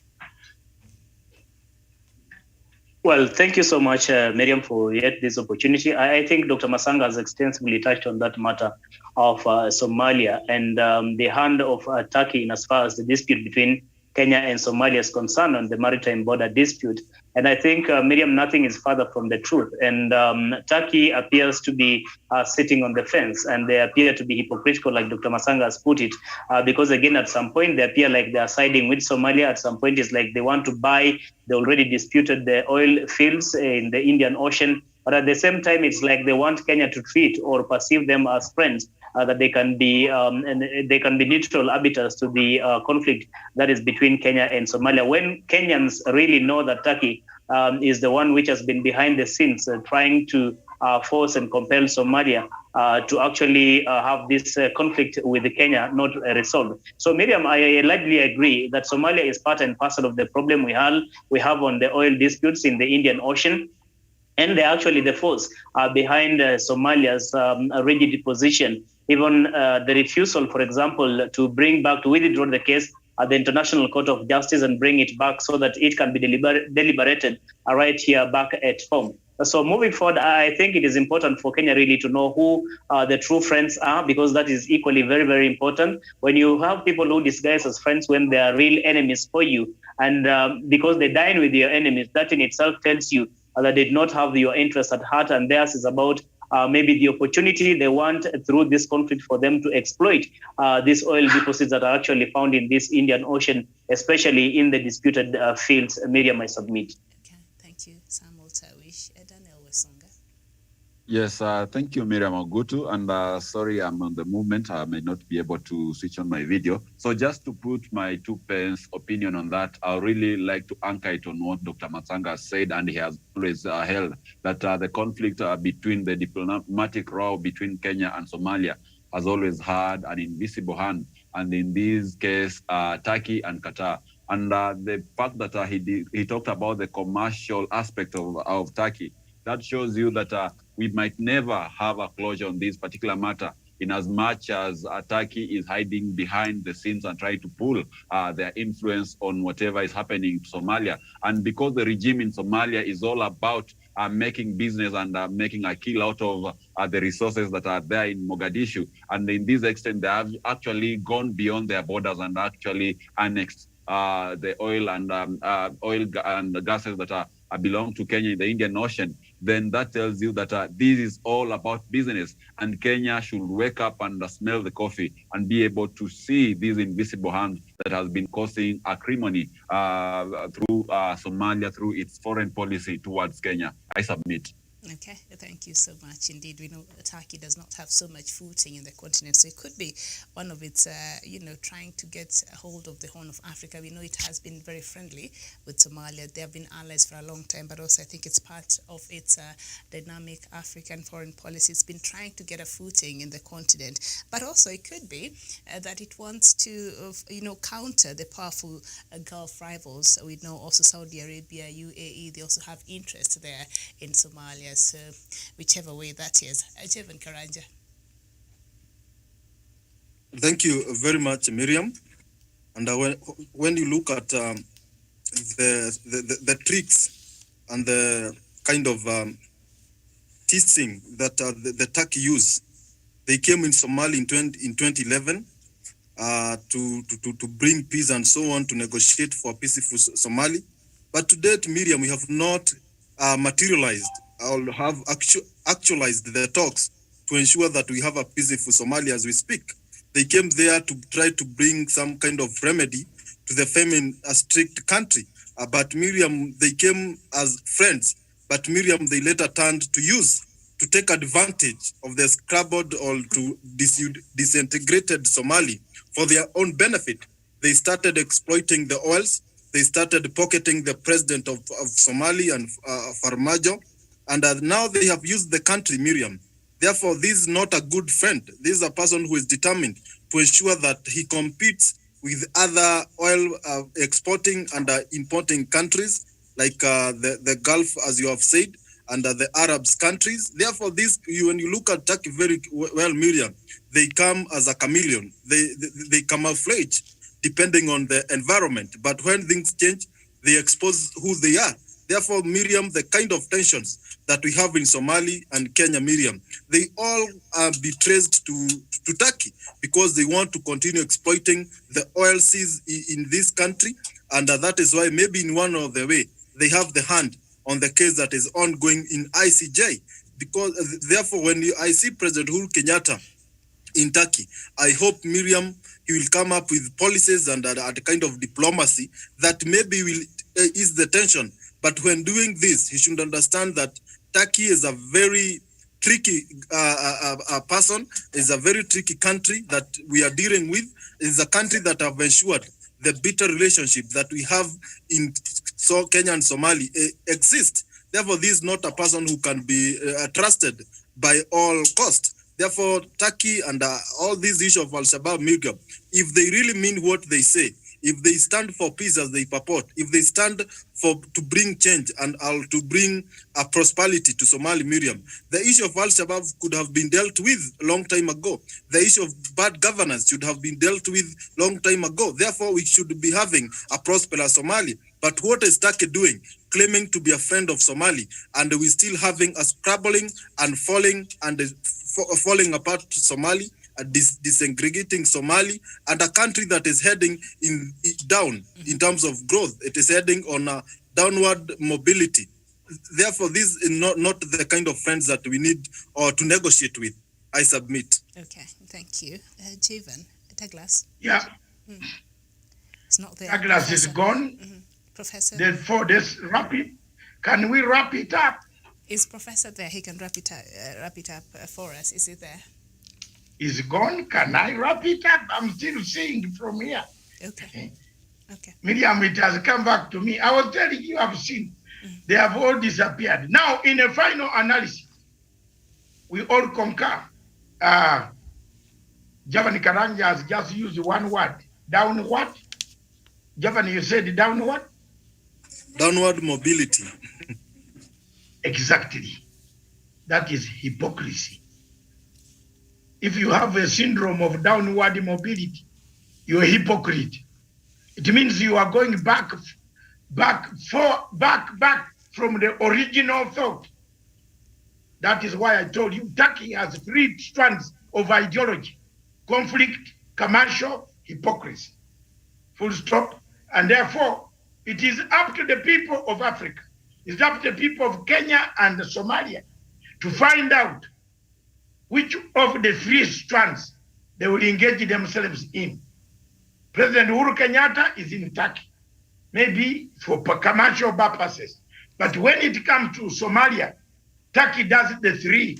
It created the conflict, it accelerated the conflict, it paid for this money, for tickets, for everything in ICJ. It has come back and said we can solve it in order to enhance its commercial capability. But at the same time, we can't trust them because they are hypocrites. Thank you very much, viewers, wherever you are in the world, and thank you, Miriam. Thank you for giving us this opportunity. It is exactly 12 minutes past 4 o'clock. We have shot over by 12 minutes. Would like to have good Father's Day. Those who have their families together, those who are being welcomed, fathers taken out for a pinter, or which I don't drink anymore, or for tea. Enjoy it. Thank you very much. God bless you. God bless everybody. Back to Miriam. Thank you. All right. Thank you so much.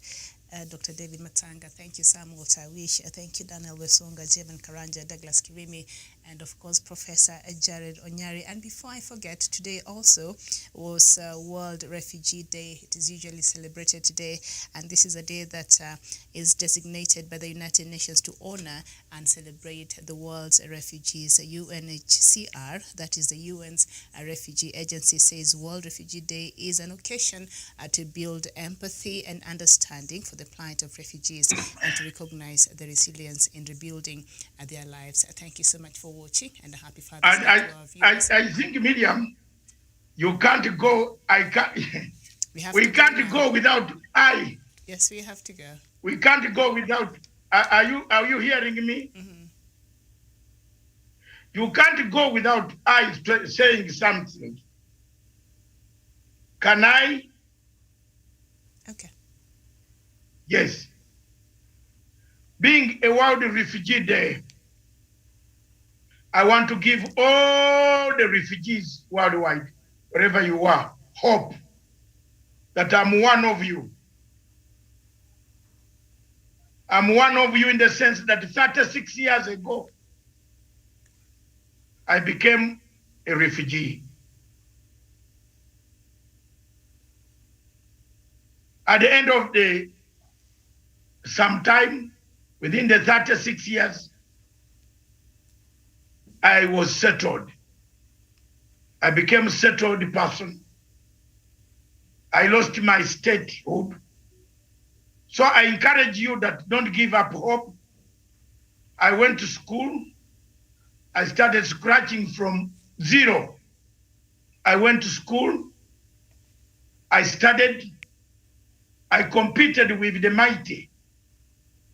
One of my OGs, old girls, was the late Prime Minister of Pakistan, Benazir Bhutto, in the university where I went.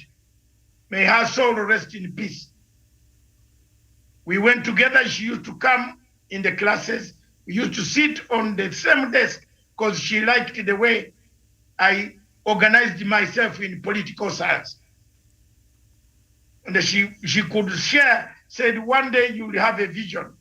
I've not I got that vision. One day you'll have that leadership quality. I don't know whether she was right or wrong, Miriam, but I came out of that university very, very able man with tools of analysis, able to analyze, able to be here today.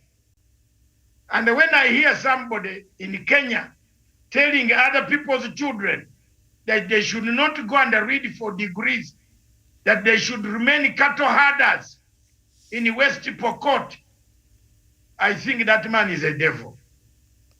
But I want to take this opportunity to thank the United Nations Refugee Organization that gave us, facilitated us, gave us the first identity cards after losing refugee status, passports, and identity. Mr. Chaponda, who used to be at Kanoni House in Nairobi, near High Slash Avenue. I thank you very much. 85, you did a great job for us. Today, some of us are here. Today, we are speaking to the international millions and the millions of people. But we are refugees in the background, and we have not regretted. So don't give up. Don't give up hope. The capability, the energy, the encouragement. If you get a chance, settle and work and go to school. Or refugees, if you get a chance, the only tool, especially younger people. Miriam, finally, as I talk, go to school. The younger refugees should always look for school, wherever you are settled, whether in Zimbabwe, whether in London, whether in the US, try to go to school and enlarge your tools of analysis. You'll have the competition. Finally, Miriam, my first job when I came out of the campus was to be Sky News Africa consultant. Pop! I went for an interview. I want to give the refugees hope today. 30,000 applicants, all of them white and Jamaicans and Indians. But this guy who's speaking here with this mouth, I beat 30,000 applicants. And I got the job as Sky News Africa senior consultant with a budget of £700,000 per annum, either to sleep on a tree, under the ocean, or anywhere. I worked for Sky News from 2003, 2004. I finished my campus in 1998. When I finally came out with my all documents, presented to them. There was no question of accent. It was a question of medium, tools of analysis. When they ask questions, River Nile, the source of River Nile is where? There was no Google. There was no Google. The source of River Nile is where? I said it originates from Lake Victoria. Some of Bazungu were saying it is in Cairo. Who was the king who was overthrown by Gaddafi? Some people said King Mutesa. I said King Idris. Have you seen that? Who was the first prime minister of Nigeria who was assassinated? Babata Fab Dalewa. When did Ghana get independence? 1957. When was the first coup in Africa? 1965 in Ghana.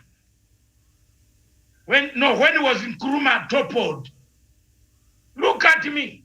I'm now answering these questions. Hey, there was Zungu, there was Zungu on the panel. Out of 20 questions, I hammered 20 out of 20. We're telling me how you refuse to give me a job. If it was Kenya, they would remove me and put another person. But the Bazungu are straightforward. They gave me a job with a very nice limousine. Even when I came back home, my wife was shocked. My baby wife, thank you very much. You do the prayer that we had that evening in the house, in the sitting room, before I went for this interview. Mama, it worked miracles. 20 out of 20. All the questions on Africa. What is apartheid? Something they say apartheid is found in Colombia. Where? I said this is good for me. So don't discourage people's children when they want to go to school. Ruto, you are doing something very bad. Let people go and get degrees so that they will not only work here, but they can go. One day you never know. Some Kenyans laugh at refugees. Kenya, Miriam, as I finish. When Kenyans who laughed at me, at us when we were overthrown in 1985, when we were coming into Kenya, begging 1 shilling in order to eat chips and have a quarter chicken at Jivanji Gardens. They found me in London. I filled their forms in 1992. And I can tell you one of them is Warungu of now NTV. He was a refugee there. He fled Kenya. He had several people. Warungu is my witness. He called me, not that I filled his forms. He called me to help some Kenyans to fill forms. Because I was in Uganda Community Relief Association chairman with Zenawi and Ifaki, and that fifth called Dr. Tedros, the one heading World Health Organization. I knew there would be trouble there. You know, here I am, a refugee. Joseph Warungu, yes. Joseph Warungu, we were all refugees in London. And that is why I'm telling you, from the bottom of my heart, don't despise refugees. One day they can become very important people. Encourage them, give them support, and also as a refugee, don't give up. Some of us left with 1 trouser, 1 shirt, 1 vest, 1 pair of shoes, 1 pair of socks, with nothing on earth. Today we have 1,000 shirts. Don't give up. That's my encouragement to the youth worldwide. And my encouragement to other youths, black back, help a youth, help a refugee wherever you see him. Help him. Don't laugh at refugees. Many Kenyans here laugh at refugees, but some of them don't know what stands in the future. It is only God who knows what is in the future. I submit. Thank you very much, Miriam, for being patient over that day today and giving me 10 minutes extra. I thank you very much. God bless you. Enjoy your coffee. All right, I will. Thank you so much. And as the United Nations High Commission for Refugee is encouraging us to be more empathetic and understanding to the people who are refugee among us and across the world. Thank you so much for watching this. And Miriam, before you go, please take this opportunity to thank Her Majesty, the government of Britain, please. All right. Her Majesty, we thank you. And we thank you for watching. Her Majesty, the government of United Kingdom, for having been very grateful to us, some of us and millions of Ugandans, and the government of Kenya for having welcomed us in 1985 and allowed most of us to find a base here. And I thank everybody. Thank you very much, especially Her Majesty's government, the United Kingdom. I thank you. I rest my case. Very well. Thank you. Thank you so much, and thank you, our viewers. I see Paul Kagi, Isaac Konyi, Akir, Aguer, Mabiek, and the rest of you who have been watching us. This has been Africa Showdown. Let's meet here tomorrow, bright and early, 9 a.m. East African time for more news across the continent. My name is Miriam Ogoto. It has been a pleasure. Bye-bye for now.